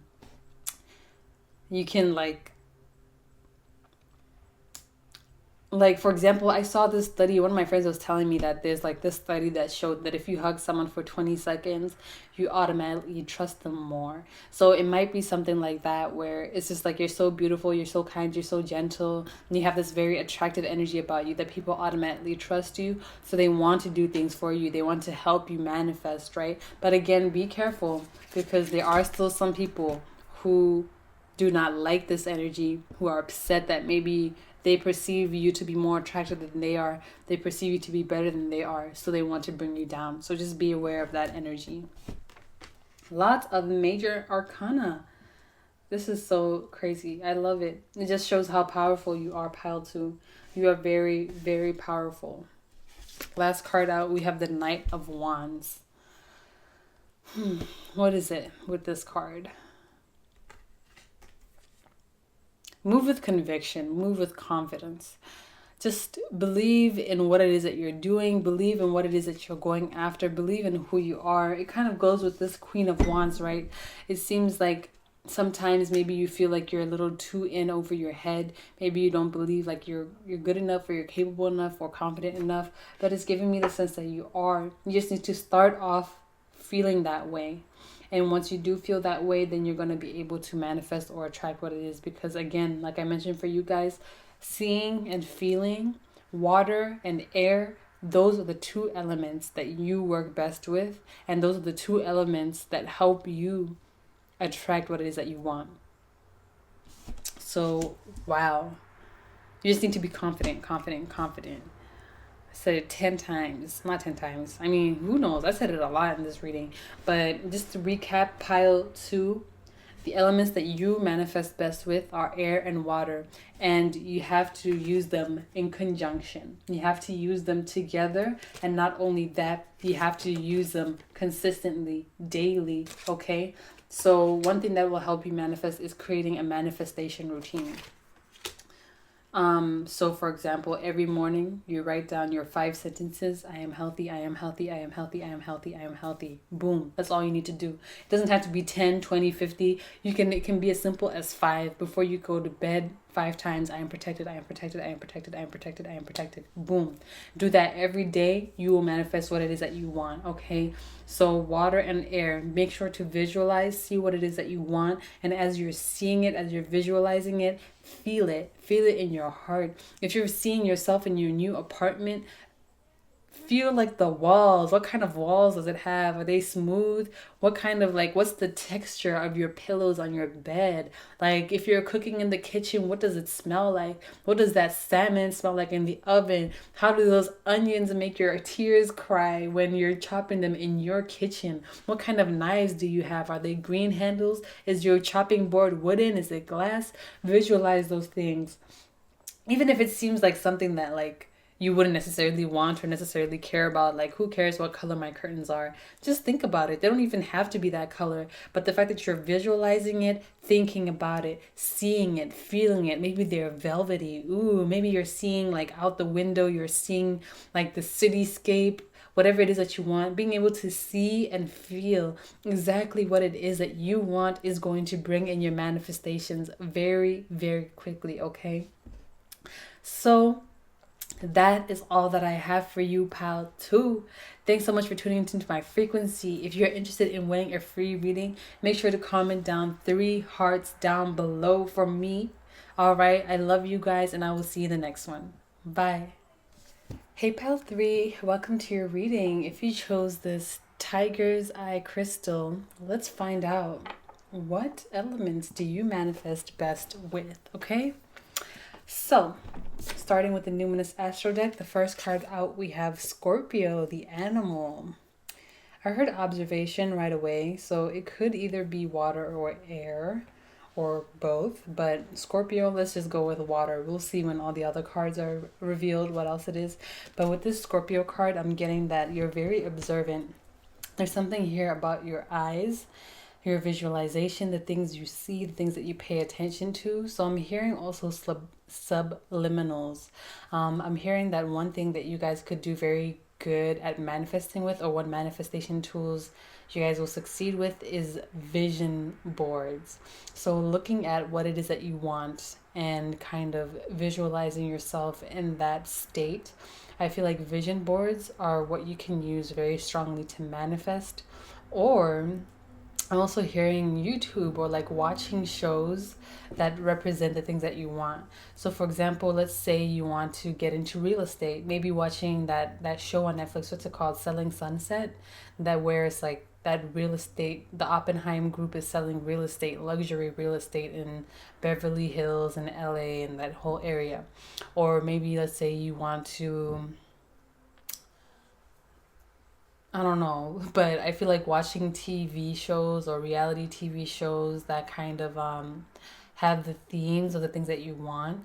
I feel like that is what will help you manifest. Being able to see yourself, but not only see yourself, see other people that look like you in those environments will definitely help you. So if like you have a favorite YouTuber who you want to be like, watching their YouTube channel, watching their vlogs, that will help you manifest. Just being connected to the energy that it is that you want to attract. Ugh. Sorry if I'm a little low energy. I've been channeling all day and I'm kind of tired. But ooh, we have the Numinous Mystery. Okay, so this is definitely water and ether / air type of energy. But again, with the Numinous, that is extrasensory perceptions. It's having psychic abilities. It's having skills that extend beyond this 3D physical reality. So I feel like staying in your higher chakras, for example, your throat, your third eye, and your crown chakra, that is what will help you manifest. Maybe you guys are a little bit more dense. And I don't mean that in a negative way, like as an insult. You know how some people can say that as an insult? By dense, I mean like maybe you're a little bit more practical, you're a little bit more grounded. So you need to kind of tap into the other side of that and be more free, more elevated, think more broadly, visualize, explore. There's something here about allowing your mind to expand beyond the limitations that you put it on. Because us as humans, of course the physical body is limited, but the energy that courses through us is the energy that courses through everything. Therefore, we are limitless beings, but our body contains those physical limitations that we can exist on this planet. However, we are more than just our bodies, right? We have that energy coursing through our veins. We have the spirit, we have the soul. And that's what you need to tap into in order to manifest what it is that you want. Your spirit and your soul. And you have Neptune. Okay, definitely water. Neptune, dreams. It says imagination, memories. Yep. Being able to visualize, being able to imagine. Meditation, it says universal love, compassion, empathy, fantasies, the veil, the ether. Yes, it says ether. So, yep, definitely you can manifest by tapping into your higher abilities, your extrasensory perceptions. And I feel like for some of you guys, the more skilled you become in terms of your extrasensory perceptions, the easier it will be for you to manifest what you want. So the more clairvoyant you are, the easier it'll be for you to visualize, the easier it'll be for you to manifest. The more claircognizant you are, the easier it'll be for you to know what it is that you need to do in order to manifest, the easier it is for you to manifest. The more clairsentient you are, the easier it'll be for you to feel what it is that you need to do, the easier you'll be able to manifest, right? So I'm getting that for you. In order for you to improve your manifestation abilities, not only do you need to be able to improve your psychic abilities, but also work with water. So similar to pile 2, working with water, like speaking into your water, taking spiritual baths, swimming in large bodies of waters like lakes, oceans, surfing, just submerging yourself in water, using water as much as you possibly can, drinking a lot of water. The more you drink water, the easier it is for energy to flow through your body, right? So these are some important things that you should tap into in order to be able to manifest. And with the Neptune dreams here, I'm also getting that if you are good at lucid dreaming, you can use that as an ability to manifest. If you remember your dreams, keep that in mind, write them down, because your dreams can guide you as to what you need to manifest or what you will be supported in when it comes to your manifestations. Next, we have Aries, the radical. So you may be water and fire. I had a feeling. I was like, I feel like this pile is going to have some fire energy in it. So with Aries here, I feel like it's important for you to believe in yourself and be confident in who you are. Aries rules the first house, right? It rules the self, your sense of self. And it says active, self-starting, daring, fierce, assertive, fiery, exhilaration, innocent, on a mission, bossy, driving, sparky, courageous. It's like you need to tune into this energy. It's like, because Aries and Scorpio, to be honest, they're like very similar in a way. They both had this kind of bossy, leader, controlling, kind of confident, assertive type of energy to them. So I feel like for you, in order to manifest, you need to be really assertive about what it is that you want and go after it with conviction. You need to believe that what you want is already yours and then go take it. I feel like for you, pile 3, there's no room for doubt. There's no room for hesitation. You just got to think, you got to act, and you got to move. All right. You got to, I meant to say think, feel, and move. So go after what it is that you want with conviction. Don't even hesitate. Don't let doubt seep into your heart. Don't let other people's opinions taint your beliefs and what you want. Go choose yourself. Choose yourself and your beliefs and your goals over what other people may try to tell you.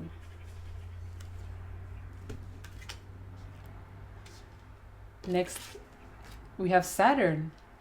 Wisdom, okay? Aries, Saturn, Capricorn. Aries, Scorpio, and Capricorn. Yeah, these 3 signs to me are very masculine, very dominant, very possessive, very no nonsense, no BS. So I feel like what works for you guys is kind of,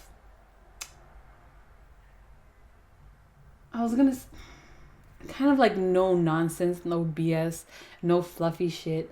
And I'm kind of getting, like, I don't know how to explain it. I feel that the reason why I'm a little bit confused is because Neptune is here. And I was going to say that for you guys, the way for you to manifest is to cut out all the fluffy shit and just be practical. I feel like practicality is just what's going to work for you. So of course, like I mentioned, dreams, visualizations, right? That is something that can definitely work in your favor. But I feel like at the same time, Like, you just need something that's gonna work. You need something that's simple, that's practical, that's straight to the point. And that's why I think vision boards will work for you guys. Like, boom, picture of the car I want. I just want to see it. Like, that's simple, that's practical. Like, you know what you want. And then coming up with the steps to get it. Picture of the apartment you want, boom, put it there. You see it, it's simple, it's practical. I feel like you guys don't need something that's too complicated. You don't need something that's so elaborate. I feel like for you, what would work best in order to manifest is just keeping things simple, keeping them clean, keeping them practical, because we have this Saturn here. And with Capricorn energy doesn't like all the woo woo fluffy stuff. It's just straight to the point. It's like no BS. Like, just tell me what it is that I need to do, okay? And that's why I think it's important for you to be tuned into your dreams, to be tuned into meditation, because then you will get that guidance, you will get the support that is telling you, like, okay, you want this car, you've been visualizing it, these are the steps you need to take.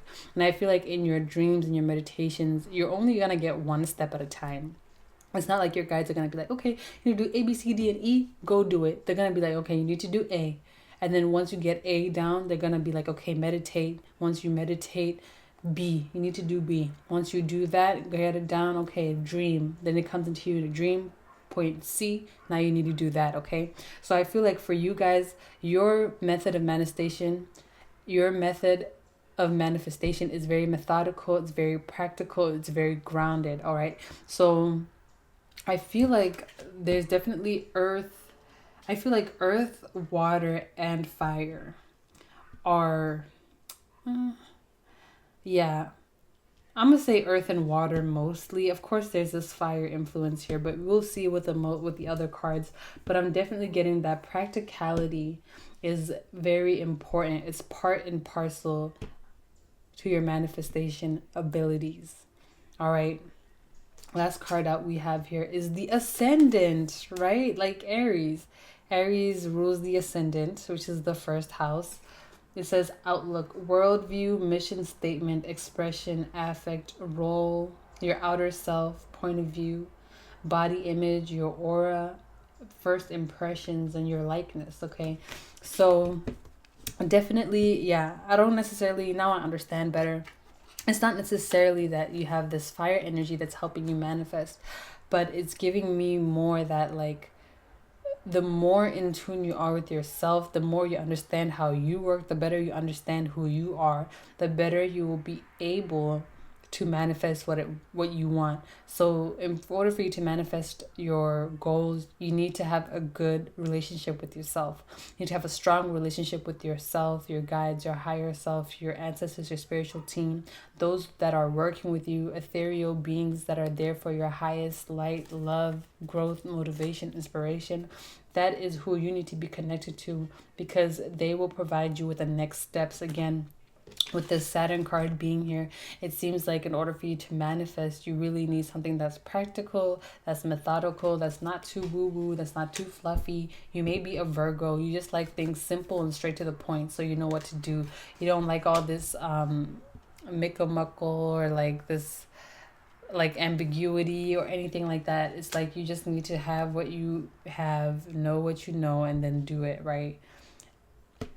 So very interesting so far.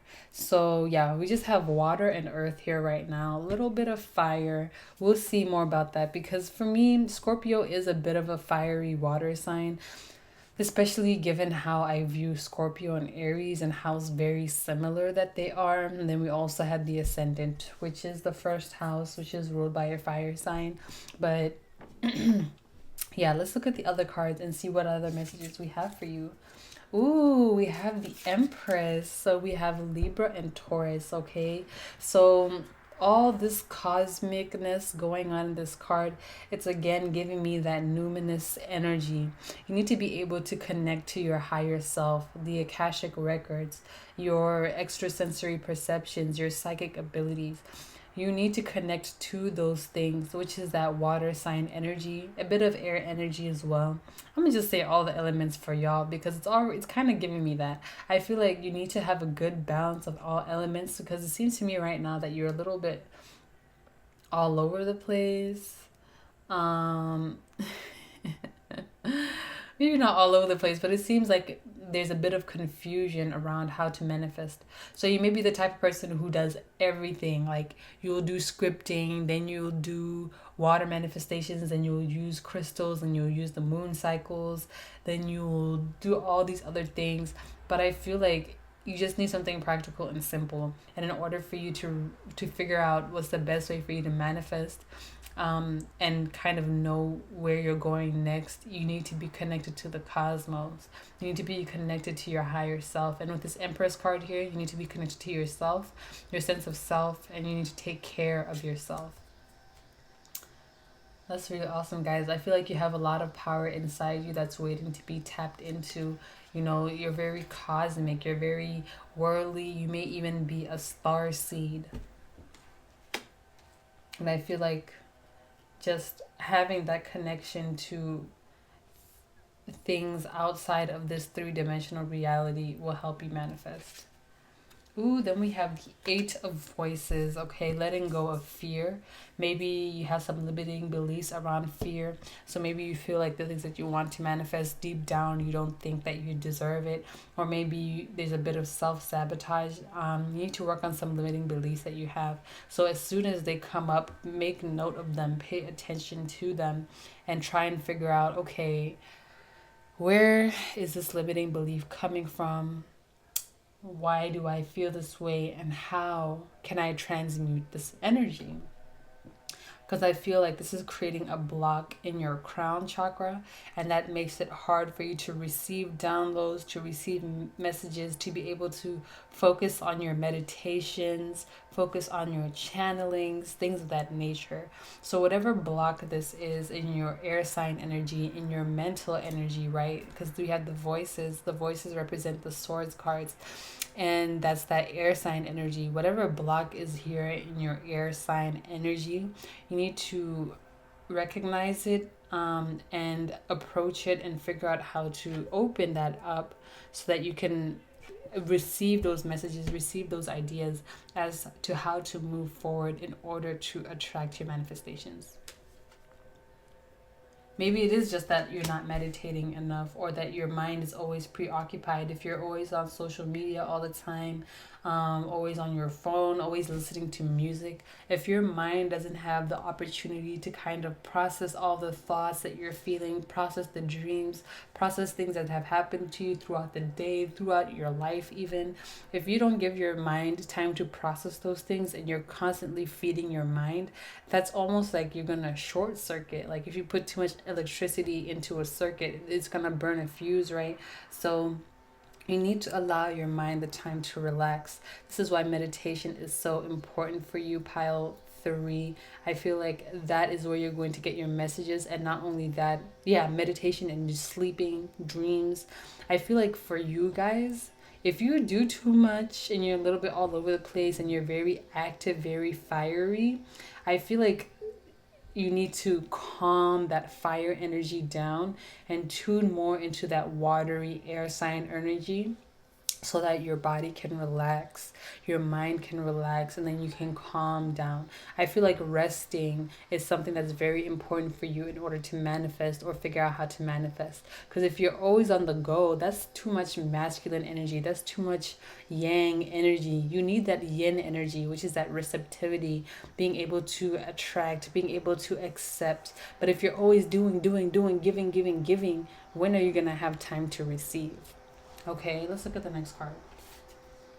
We have Awakening in reverse. Yeah. Underneath Neptune, it's giving me the sense that there's a spiritual awakening that is trying to happen, or that is trying to manifest. Not these cicadas again. There is a spiritual awakening that is trying to manifest in your life.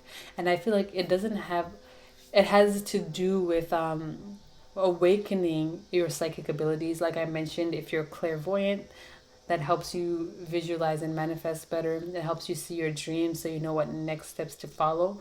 So I feel like it's going to awaken your dreams. That's not what I meant to say, but maybe it's going to awaken your dreams. I meant to say awaken your psychic abilities. But not only that, it's going to help you realize where you need to focus your energy. So I'm feeling like you might be a fire sign, but it's like you can't manifest with fire energy, which may seem a little counterintuitive, but I'm feeling like for you guys, your fire energy is just, maybe you're too, it just feels like you're too much in this fiery energy where you're wanting to do, you're wanting to create, which can lead to burnout. So maybe you're like, actually, I don't be doing none of that shit. Maybe it's because you are burnt out. You've like already exerted so much of your fire energy that you burnt yourself out. Now, in order for you to manifest, you need to just tap into that water sign energy. I'm having a vision of someone in like those zero gravity water cave things where they're just sitting and it's meant to be so relaxing and it's supposed to help your body rejuvenate. I feel like for you guys, what you need to do right now is you need to relax. You need to calm down. You need to tune into your feminine yin energy and heal your body, heal your mind, let it relax. When was the last time y'all relaxed? When was the last time you meditated? Some of you may already be in this energy. If you are, good job, because that means you are doing what is necessary in order for you to manifest. But it seems to me right now that it's like they're waiting for you to be in the right state of mind, the right physical state in order to awaken your abilities. But right now, if you're burnt out or you're doing too much, you're not going to be able to manifest this awakening, or this awakening is not going to be able to come through because it seems like you're a little too preoccupied with trying too hard to manifest. I feel like for you, pile 3, your ability is that you don't necessarily have to manifest too much. I feel like you'd be very good at attracting things to you and being very feminine. But it seems like right now you're operating a lot from the masculine energy, but you're being encouraged to balance your masculine and feminine. And if you're burnt out, you're being encouraged to tune more into your feminine energy.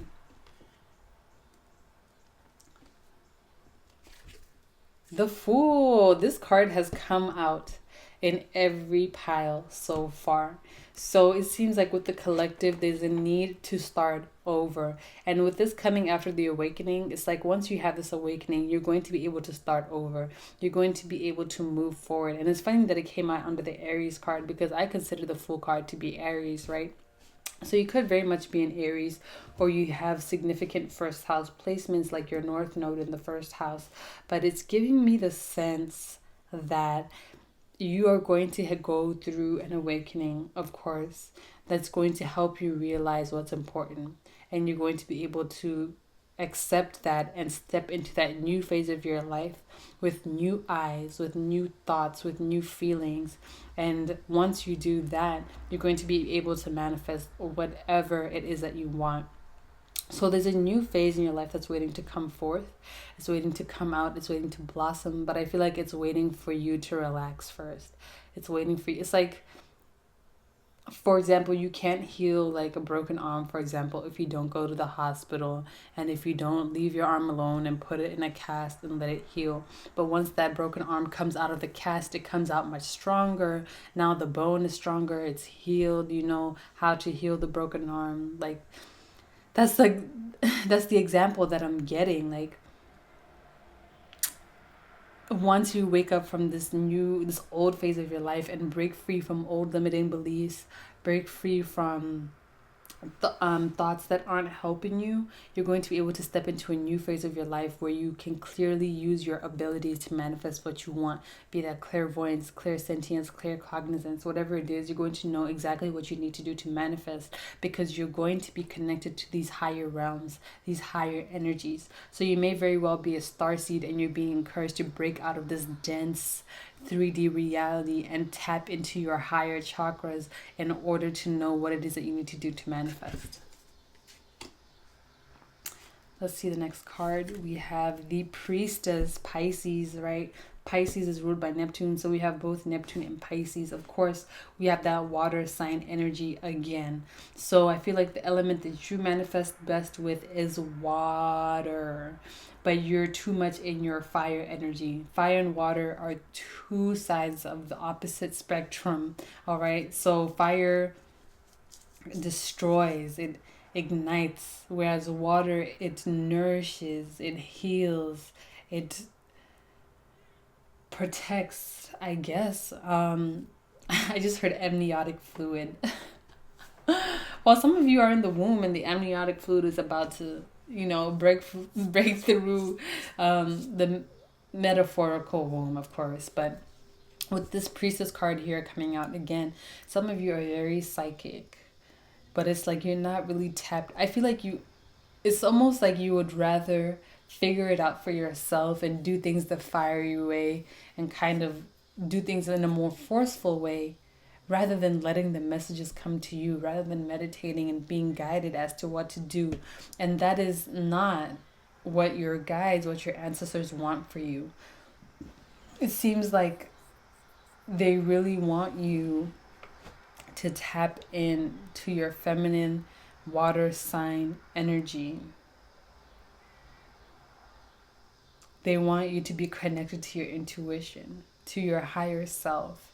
They want you to be connected to your abilities, because that is what is going to help you to manifest. But in order to manifest these abilities, you need to be disciplined, okay? So you need to start meditating not constantly, but regularly. You need to start taking spiritual baths regularly. You need to start cleansing your energy regularly, writing down your dreams when you remember them, things of that nature. It's like you need to start implementing routines in your life that will help you tap into your spiritual energy. So spiritual baths are very important for you. Spiritual baths, spiritual showers. And I feel like, again, for you, kind of like pile 2, bathing in or bathing in large bodies of water like lakes, oceans, seas, rivers, or being around that type of watery energy will help energize you. Not only is it a good form of meditation to sit by the water, like letting water run over your feet or just soaking your feet in some water. I feel like that is what's going to help you tune into your energy. You just need to relax, pile 3. That's what I'm hearing for you guys. I don't know if you all are a little over the place, or if you have, I've been saying it, like you have a lot of fire energy and you need to calm that down and tune into the water energy. It seems like, to me, like you're just doing too much. It's like you don't even need to like be doing all this. You can manifest easily without having to go through all this. But it seems like, with such a patriarchal society, we're always expected to be doing, giving, with nothing in return. But it seems like for you guys, you've been doing too much. Now you just need to relax, calm down, and let the messages come to you. Let the abundance come to you, okay? Then we have the 5 of Inspiration in reverse. Yeah. For me, this is a cool card. I kind of like it. But there are 5 different portals over here.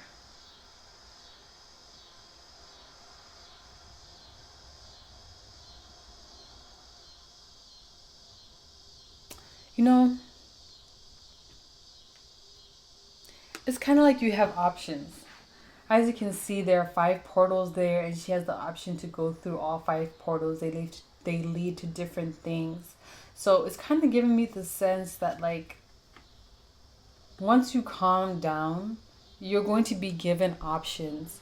And it's going to be very clear what these options are and how to attract, or how to manifest those options, or how to gain what it is that you want from those options. So again, it's like there's a need to release. Wait, did this come out in reverse? I think it did, because the 5 of Wands is usually about conflict in the traditional tarot deck, right? It depicts 5 people fighting, but I feel like it's like you need to release that energy. I feel like it's internal conflict, or it's even, it seems like it's conflict with yourself, feeling like, okay, I need to be doing this and be doing that all the time and being aggressive. It's not only conflict within yourself, but it's like conflict with the world.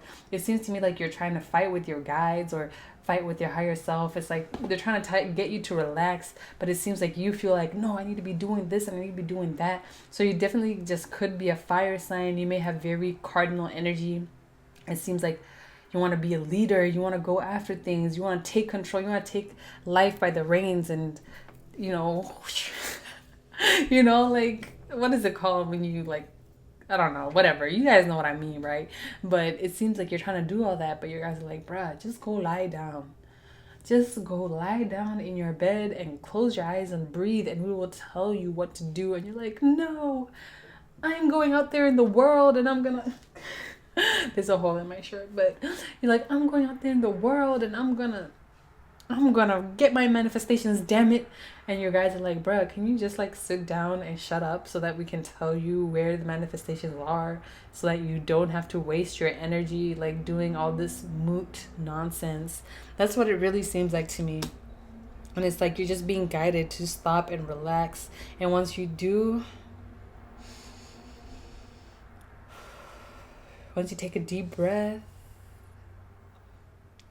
once you're calm, the guys are going to be like, boop, here you go. And you're going to be like, oh, so that's the car I should buy. And be like, oh, look at this apartment listing that I never even noticed. Like, oh, so this is the food that I got to eat in order to feel more energized.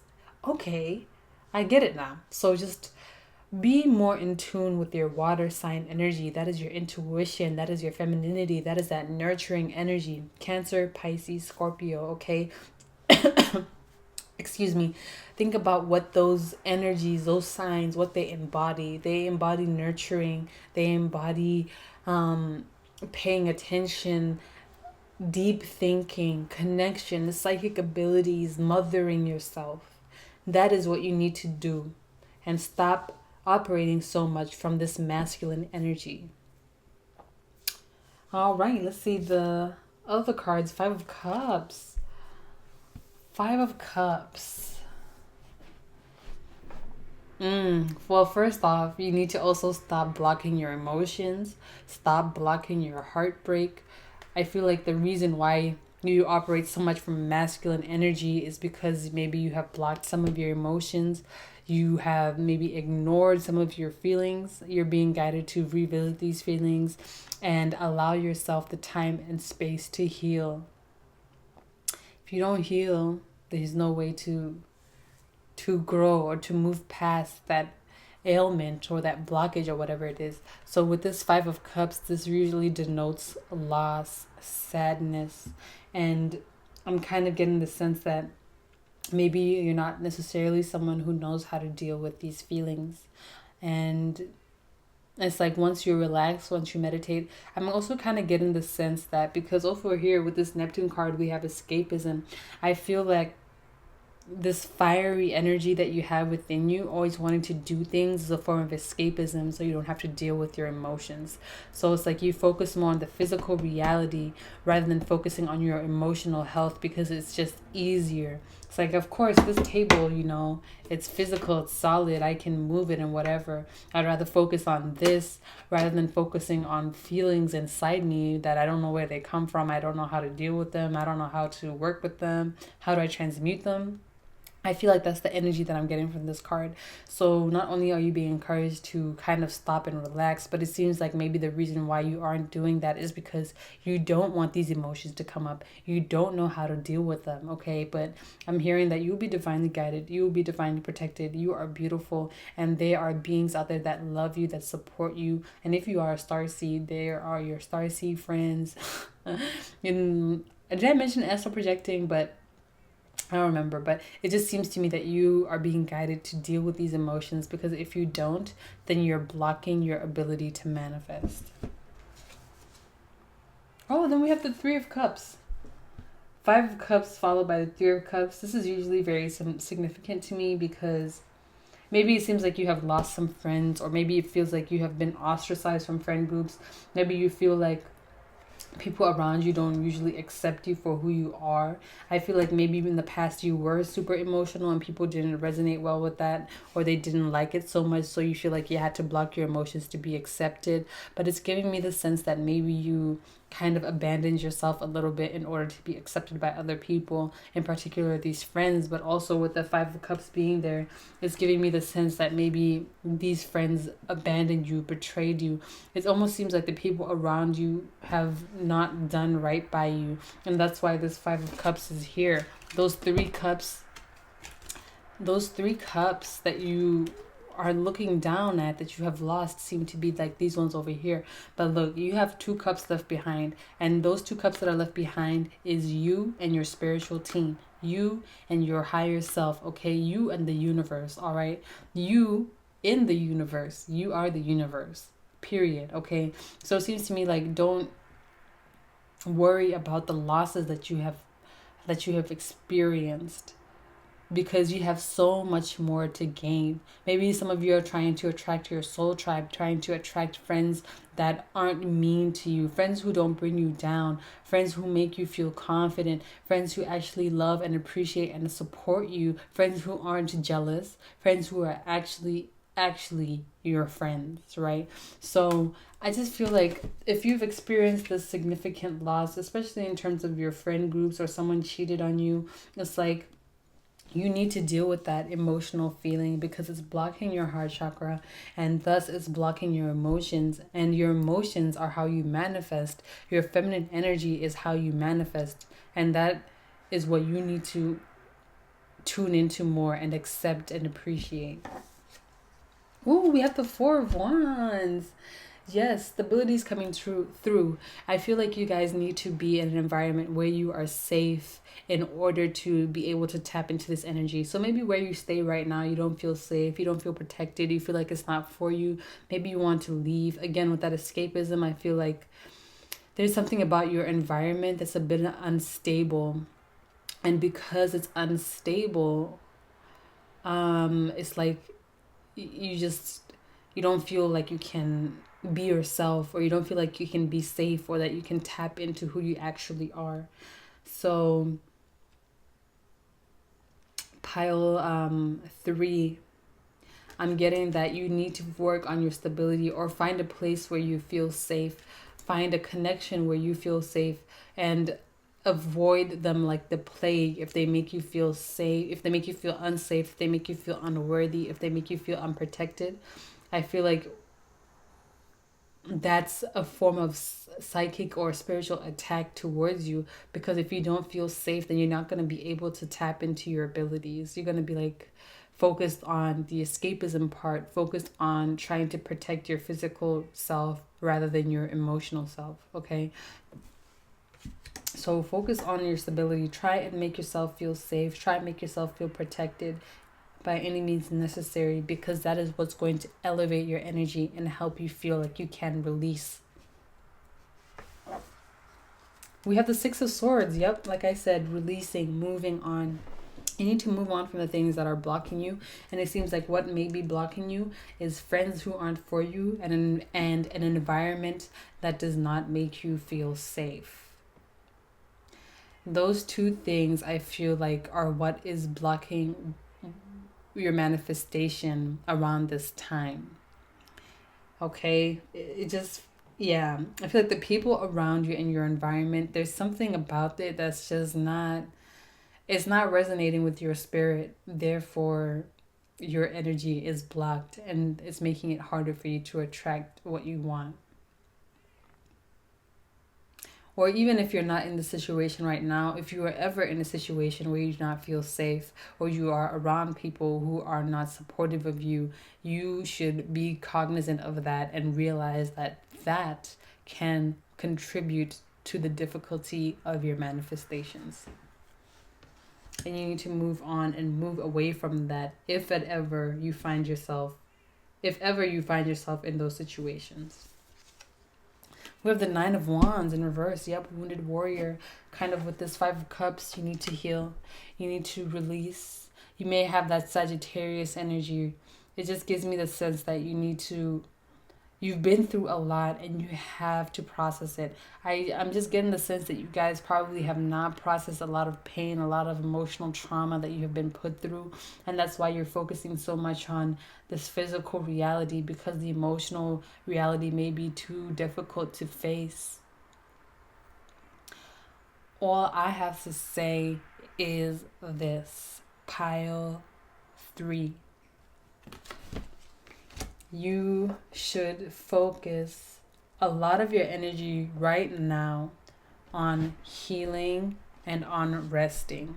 Don't even try to manifest anything right now. Like, if you're trying to manifest stuff right now, just stop. What you need to be manifesting is healing and rest. Healing and rest. Lots of sleep, eating good food, drinking lots of water. Those are the 3 things you need to be focused on right now, and feeling safe. Those 4 things. Okay? Healing and rest. Healing and rest.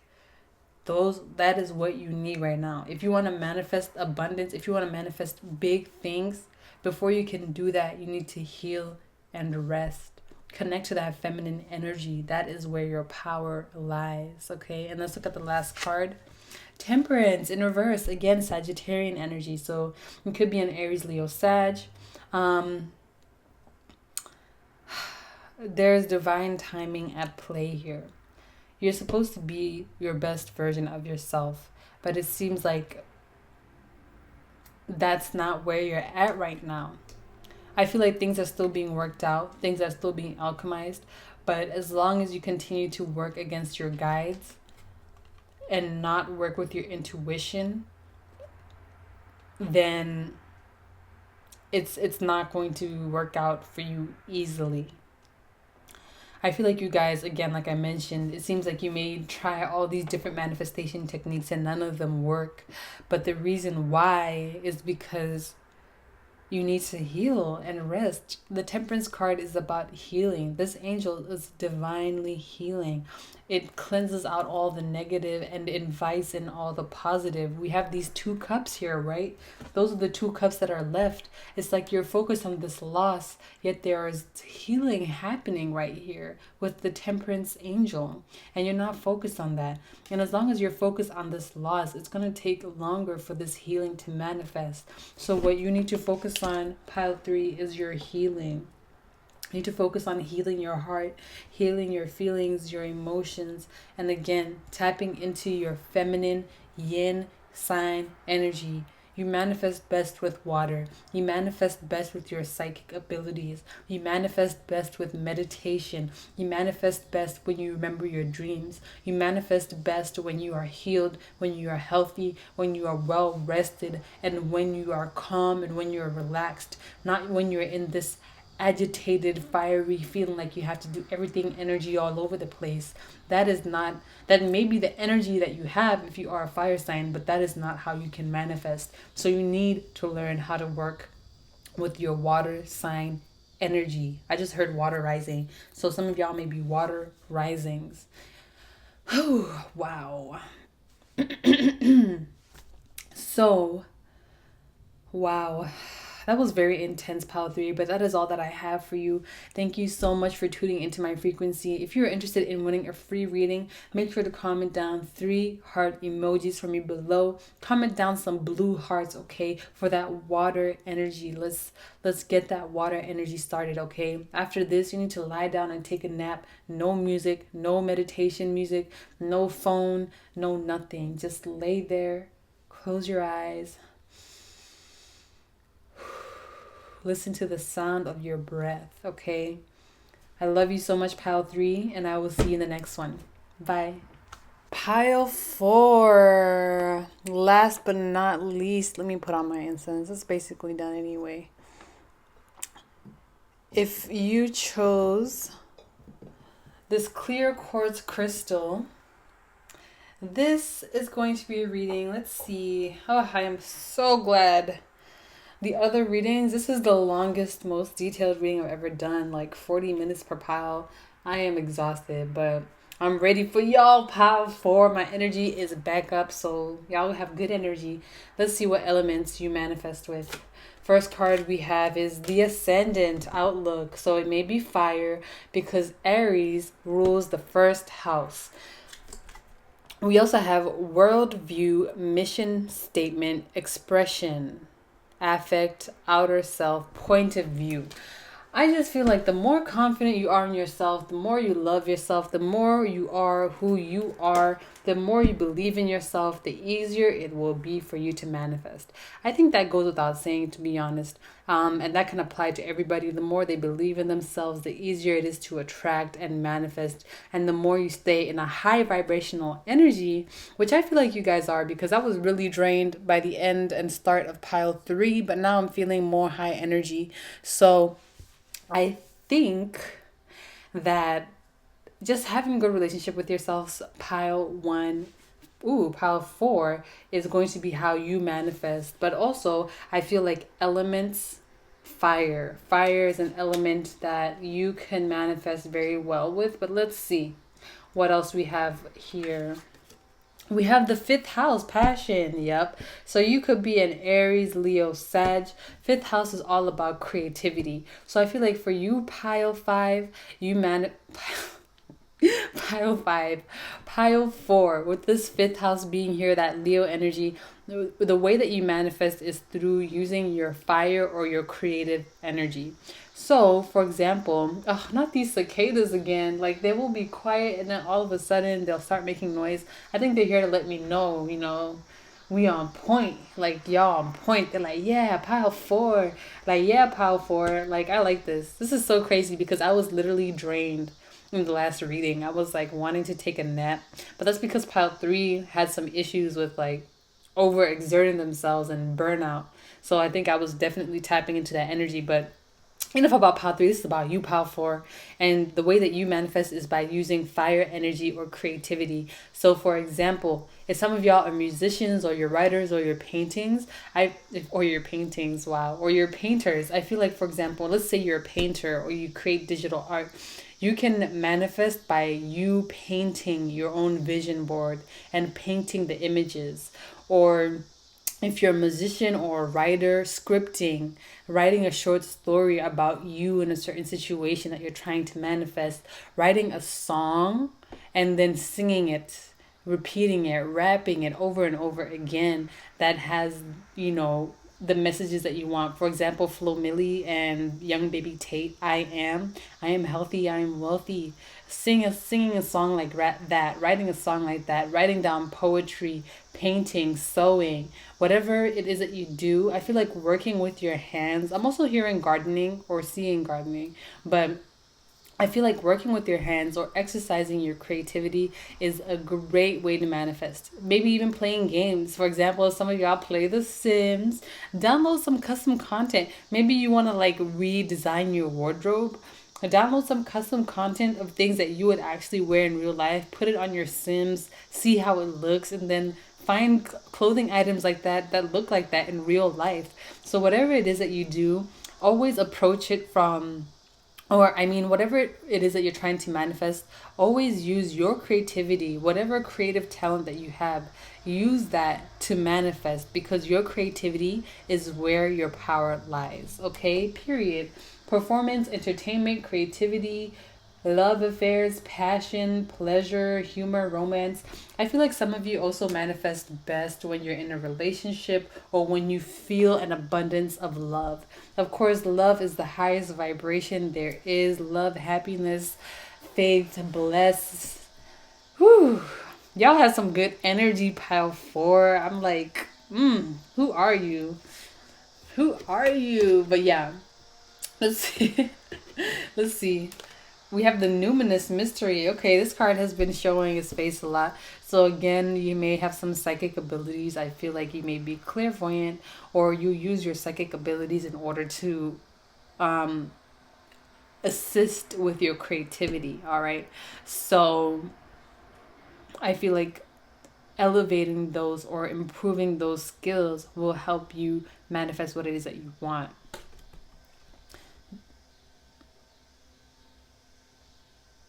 Yeah, intuition. I feel like you have very strong intuition, and your intuition helps you create. So, for example, you might just be like visualizing something and you're like, oh, that's a great story idea. Or you're visualizing something and you're like, oh, I should definitely paint that. Or maybe you hear something, clairaudience, and you're like, oh my gosh, let me write that down real quick so I don't forget. So, for example, for me, my clear audience in terms of creativity always manifests in bars. Like, I don't know, y'all know this. I don't think some of y'all know this, but I love to rap. I'm like, I want to be a rapper one day. But I'll just be like sitting, minding my business, and then I'll hear a bar in my mind. I'm like, oh my God, I need to write that down. Like, that is a bar. I'm like, where did that even come from? I don't know. But I feel like that's how this extrasensory perception energy manifests in you in terms of your creativity. We have Taurus, the bombshell. So we have earth and fire, okay? So it says earthy, practical, steadfast. Earth and fire, that's a very good combination because it gives you the energy of going after something, but also the practicality of making sure that you do it right, okay? So earth and fire. We have loyal, patient, deliberate, sensuous, blooming. Again, I feel like also Taurus and Leo are very similar. I would say they get along pretty well because they both have this kind of, they have this energy or they have this knack for pleasure or hedonism or things like that. So I feel like for you guys, you manifest best when you are feeling loved, when you feel pleasure, when you're surrounded by beauty, when you're surrounded by nice things, by nice people, when the energy around you is high vibrational. I feel like this impacts you, pile 4 in particular, and I feel like aesthetics would be very important for you in terms of manifestation as well. So maybe like if your vision board is not color coordinated, you're not gonna have a good time manifesting as easily. Like, I just feel like the way things look, the way things feel are very important to you. You like having things that feel good, that taste good, that look good, that smell good, okay? So whatever you do, and you guys need to make sure that you trigger all 5 of your senses in a positive way. So make sure that whatever it is that you're listening to, if you're manifesting, maybe you can listen to some good music, okay? Music that makes you feel good. Massages, soft blankets, good scents, candles, tasting delicious food, looking good, making sure you look good, taking care of your appearance. I feel like the more put together you are, the more you stimulate your senses in a positive way, the easier it is will be for you to manifest. So before you sit down to manifest in whatever preferred manifestation method you have, maybe it's scripting, maybe it's affirmations, maybe it's using crystals, whatever it is that it is that you prefer to manifest, make sure that you trigger some of your senses that relate to that. So for example, if you're scripting, make sure that the paper looks nice, your handwriting looks nice, you're using colored pens if you like that energy. Make sure that like whatever you're doing, it has your aesthetic, your vibe to it, and that you're putting in your creativity into it, that you're putting every element of yourself into it, okay? Okay. Next card, we have third house, perception. So that's Gemini. Again, that's communication. It says speech, thoughts, social media, excursions, dating. With that dating, again, I feel like you guys do very well, not just in manifestation, but in life when you're in a very loving partnership, a very loving connection. You also have surroundings. Like I said, you need to be mindful of your surroundings, how things look, how things feel to you. So definitely earth and fire energy are what you manifest best with, pile 4. Yes, yes, yes. Ninth house, seeking, that's Sagittarius, fire energy. Says foreign travel, adventure, higher education. I feel like adventure for you is particularly important. You need to feel continuously ignited in your life in order for you to maintain a high vibrational energy. So you may be someone who gets very bored easily, or you just don't resonate with stagnant energy. You don't like being still. So you need to keep moving around, exploring different options, going to different places, seeing different things in order for you to be able to manifest what it is that you want. I feel like there's a need here to keep your energy high, to keep doing new things, to keep exploring new things, to keep taking risks, just putting yourself out of your comfort zone. I feel like that is something that will help you keep your energy high. And when your energy is high, of course, like I mentioned, it's easier for you to manifest. So we have ninth house here, seeking. Just explore a bunch of different things. Be a little bit all over the place. You don't have to be structured at all in how you manifest, which is very different from, I think it was pile two. Pile two needed to have, oh, it was pile two and three, but those two piles, they needed to have a solid structure, a solid routine, doing the same thing every day. For you, that is not the case at all. I feel like what will help you manifest is just being free, being yourself, and tapping into new and exciting energies that helps keep your energy high vibrational. And once your energy is high vibrational, it's easier for you to manifest. So for you, pile 4, I feel like it's mostly definitely fire energy that you manifest with. Creativity, being creative, trying new things, exploring new things, putting yourself out there, tuning into those aesthetics, right? Right. So let's tap into the Muse Tarot and see what else we have for you. The Queen of Materials. Yes. Queen of Pentacles.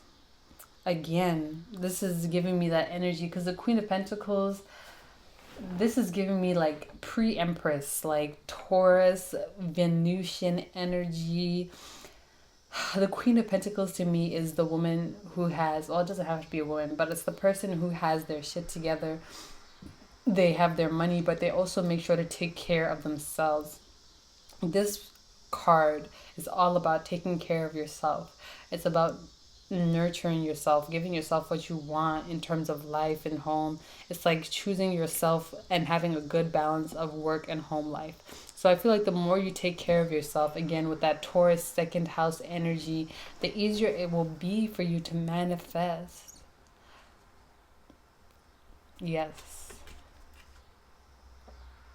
I love it. I love it. And you are a queen. The more you're confident in yourself, the easier it will be to manifest. Next card, the Knight of Inspiration. Yes.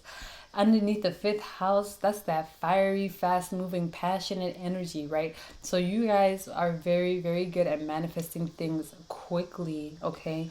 But as long as it's something that you're very passionate about, something where you're inspired to do it, where you take inspired action, I feel like it definitely has to come from within. It has to be something you're very passionate about, very inspired by, in order for you to be able to manifest quickly and efficiently.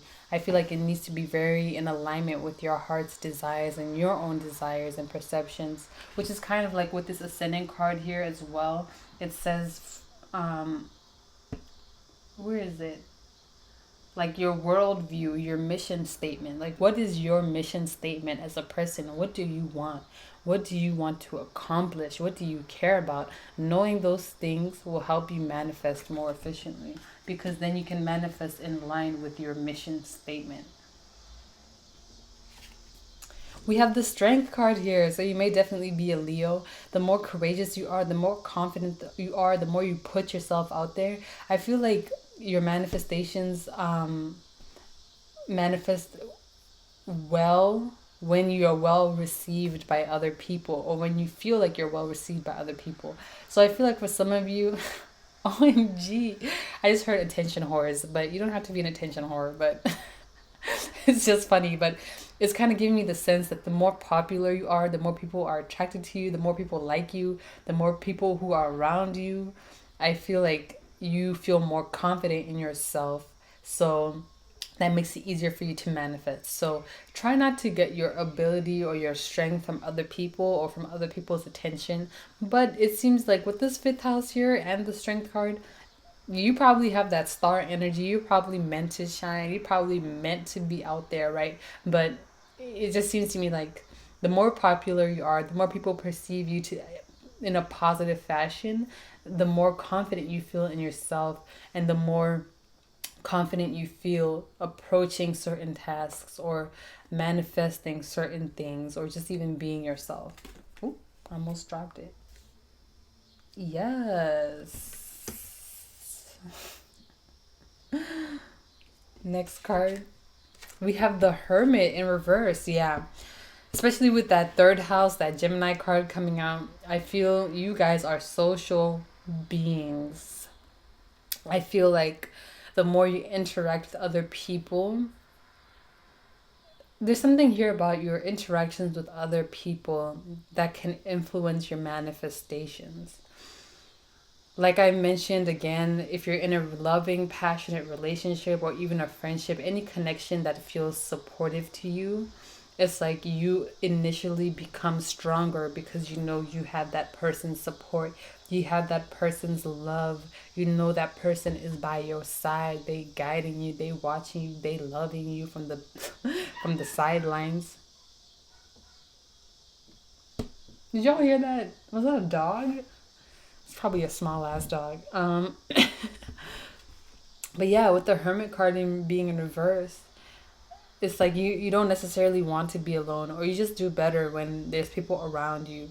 So I feel like you guys are a bit of a socialite. I'm getting Libra energy as well. It just seems to me that you do better when people love you. So yeah, I like that.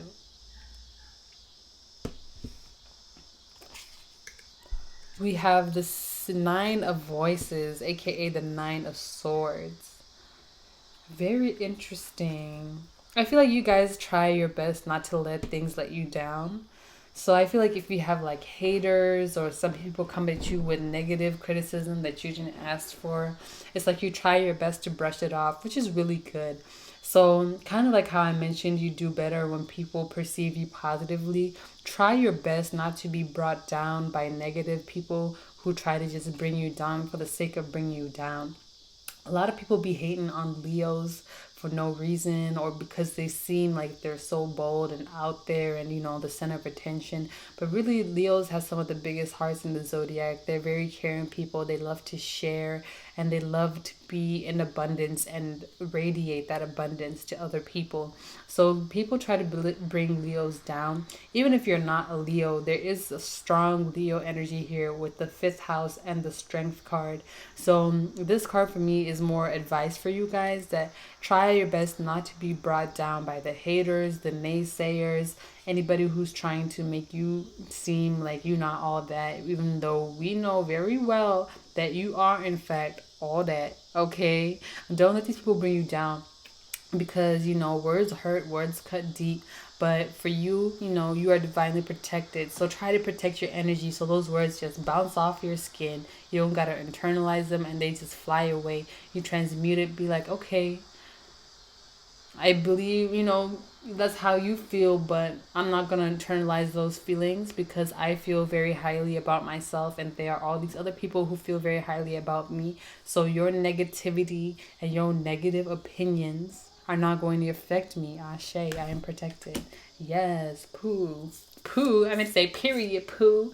But yeah, okay. Last card we have is the Priestess. Yes, you are very psychic. The Priestess coming out with the Numinous card. You are very intuitive. You are very psychic.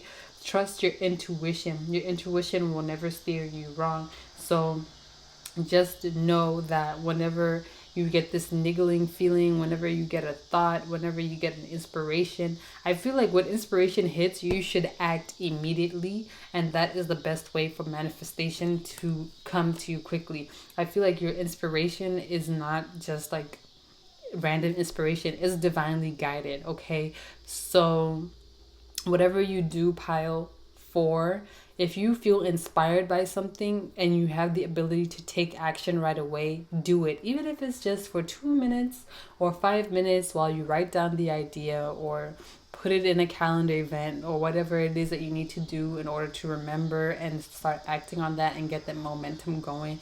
Do it right away, because your intuition is divinely guided. And like I mentioned, your intuition helps you with your creativity, and your creativity is what helps you manifest. So it's like a ABC chain. It's like boom, first you get the intuition, boom, then you get the inspiration, boom, then you get the action, and there's your manifestation. Okay, so you are very psychic. Listen to your intuition. Listen to those intuitive feelings and thoughts that you're getting. Oh my god, I wonder if y'all can hear that dog. Annoying as hell. Okay. Let's tune in to the last tech. Ooh, everything is okay. Everything is fine. Everything is not fine. Hold on. This is like so opposite from all this energy on the deck. Pile 4, do not ignore your feelings, okay? Kind of like how I mentioned with this 9 of voices in reverse. If somebody tries to let you down, ignore them. If they do let you down, don't just block down those feelings. You need to like feel them and deal with them. Don't just be like, everything is fine. I don't care that the haters are saying all this about me. Everything is fine. Like, no, everything is not fine. And you should take some time if people do affect you in that way. There's nothing wrong with that. But take your time to heal and transmute those energies. Don't just block them out and be like, oh, everything is fine. If everything is not fine, that's okay. Just take some time out to deal with it. And that's a better way of assuring that you'll be able to manifest better in the future once you deal with those emotions rather than blocking them out and pretending like they're not even there.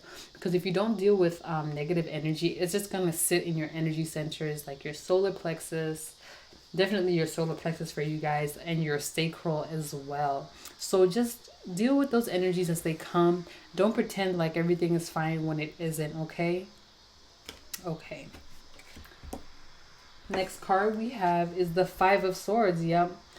Don't try to get revenge. Don't try to be spiteful. None of that shit. Don't try to do any of that. It may just come around to backfire. Like I mentioned, you guys manifest pretty quickly. So karma is going to hit you pretty quickly too. Both negative and positive karma. So I feel like you guys may have a lot of haters. People who are watching you from the distance, hating, maybe sending you the evil eye. So protect your energy. Use black crystals, like black tourmaline or any other protective crystals that you resonate with. And just protect your energy, because I feel like because you shine so bright, because you're so radiant, I feel like a lot of people send you the evil eye through social media, even at a distance. Like if you're like just very beautiful, very attractive, and you have a very strong aura, if you walk into a building or a room like Starbucks, if you get your room, there could be someone in that room who just looks at you and starts hating on you because they're like, ugh, look at this person getting their coffee thinking they all that. Who the heck do they think they are? Like, just out of nowhere, like you just minding your business getting coffee and this person is hating, like. And I felt like in tune to grab this elephant, and these elephants are the guardians of the reading. I don't think I ever like mentioned that in a reading, but you know, you need to be divinely protected. You need to have something where that you carry on you. Maybe it could be a black obsidian necklace, a black tourmaline ring, anything like that that you wear that will absorb that negative energy. Because I feel like people send a lot of negative energy your way, and you need to be protected. And then whenever you wear this thing, this ring or this necklace, whatever it is, cleanse it every single day. All right. And if it ever breaks, say, thank you for protecting me. Thank you for holding on to all that negative energy that has tried to attract me. I now release you back into nature. And then you can plant it in your backyard, throw it into a river, throw it into the forest, whatever. But yeah, so advice for you is to spiritually protect yourself, because there are haters around you who just don't like to see you being the beautiful bad bitch, that nigga that you are. Like, just haters everywhere. So yes, okay, let's see. Ooh, 8 of Pentacles in reverse. I feel like you guys don't have to work too hard. I feel like, you know, some people have to like actually think of ideas and sit down and brainstorm. I feel like for you guys, that just comes to you naturally. So it's not like you have to like work too hard in order to manifest what it is that you want. Like I mentioned, this fiery energy that you have, it makes it easy for you to manifest very quickly. So with this 8 of Pentacles, again, you just don't have to work very hard. And if it is hard for you to manifest, or it seems like manifestations aren't coming as quickly as you want them to be, it may be because there's some negative energy around you with people sending you negativity, or it could be that you are not in a receptive energy. So I feel like you need to open yourself up to receptivity, and just be open to receive messages, especially with the Priestess card and the Numinous card coming out here. It's like you need to have you also need to have fun. I'm hearing if you guys are not having fun, you're not going to be able to manifest, especially with this fifth house card here. The fifth house rules fun, it rules creativity. You know, if you're not having fun, it's going to be harder for you to manifest. Pile 4. Okay, so have a lot of fun. Manifestation should not be hard for you. It should be fun, it should be exciting. And if ever it becomes too stressful, if ever it becomes burdensome, know that there's something wrong, and that you need to figure out how to attract fun back into your life, how to attract those aesthetics back into your life, and how to be more creative. Maybe your sacral chakra is blocked. Figure out how to open up that energy. Your solar plexus, open up that energy as well. Next card, King of Cups. Yes, feeling good. Feeling good about who you are. Feeling good about those around you. Being able to share your love. Being able to share your abundance. Being able to sit on your throne knowing you are that person. Knowing that you are the one and can't nobody bring you down. Not today, not tomorrow, not yesterday. Okay? Okay, just know, sit on your throne, man. Pile 4, I love you guys. Your energy, yes, it feels so good. It's like you just have to sit on your throne and be yourself, and that's all you have to do to manifest. As long as you're being creative, as long as you're having fun, trying new things, putting yourself out there, interacting with other people, you know, being seen, shining. You guys definitely have Leo energy or strong 10th house energy. I don't know. It just seems to me like you guys just are very radiant and very beautiful and very loving. And in order for you to manifest, you have to be in that loving energy. You manifest with love, with fire, passion. Oh, and then we have the 4 of Wands. Yes.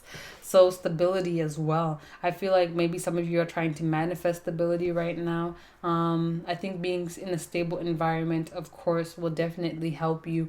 And like I mentioned, if you, oh my gosh, if you ever get into a relationship that's like a power couple, you will be unstoppable. Finding a partner who truly loves you for you, who supports you, who guides you, who is there for you, and you can offer all of that back to them, that dynamic will be absolutely unmatched. So be very careful about who you choose to partner with, because your partner can either make or break your manifestations. Because it's just giving me the sense with that 5th house again, those partnerships, that love, it's like if you're in a loving, healthy relationship, your manifestation ability skyrockets. But if you're not, it's going to plummet, okay? So be careful about who you choose to connect yourself with. I'm also kind of getting that, like, there is a potential for a power couple relationship in your life. Like, you have the potential to meet your soulmate. Shoot, I might even say you're a twin flame, whatever. I feel like you have a very strong potential of meeting this person in your life. And when you do, your manifestation abilities combined, y'all are going to be unstoppable. Beyonce and Jay-Z type shit. You feel me? Then we have the last card out, the 4 of Pentacles, which is Capricorn energy.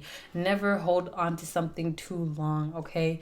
Never feel like you have to revisit something if you don't want to. I feel like for you guys, if something doesn't work out, just like let it be and move on. Because you are so abundant, you never, ever, ever have to hold on to anything. Be it a partner, be it money, be it a home, be it a car, be it food, whatever it is, a job. You never, ever, ever in your life ever have to hold on to anything, because you are absolutely abundant. Pile 4. Anything that you release will come back to you in a better form and better fashion, as long as you maintain this high vibrational Leo, Sag, Aries, fire sign, passionate energy. As long as you stay in that energy, you will be an abundant being, and you never, ever, ever have to hold on to anything, okay? Okay, this is so awesome. So just to recap, the element that you manifest best with is fire, pile 4. And in order for you to be able to manifest quickly and efficiently, you need to feel free. You need to feel happy. You need to feel loved. You need to feel supported, okay? And if ever you don't feel like this, don't try and block it out. Don't try to pretend like you're not feeling that way. Deal with those emotions. Feel that sadness, feel that strain, feel that heartache. Transmute it, release it back to the universe. Step back into that high vibrational energy and continue to manifest. Your creativity is what is going to help you to manifest. And your creativity comes from your psychic abilities. Any psychic inspiration you get, any any downloads, any intuition that you get that triggers you into any creative action, try your best to act immediately, because that is what's going to help that manifestation energy to flow through you real quickly, and then you'll be able to get what it is that you want. Okay? Yes. So thank you so much, Pal 3, Pal 4, for tuning into my frequency. If you are interested in winning a free reading, leave me 3 heart emojis down below. Let me know how you're feeling. I love you guys, and I will see you in the next one. Bye.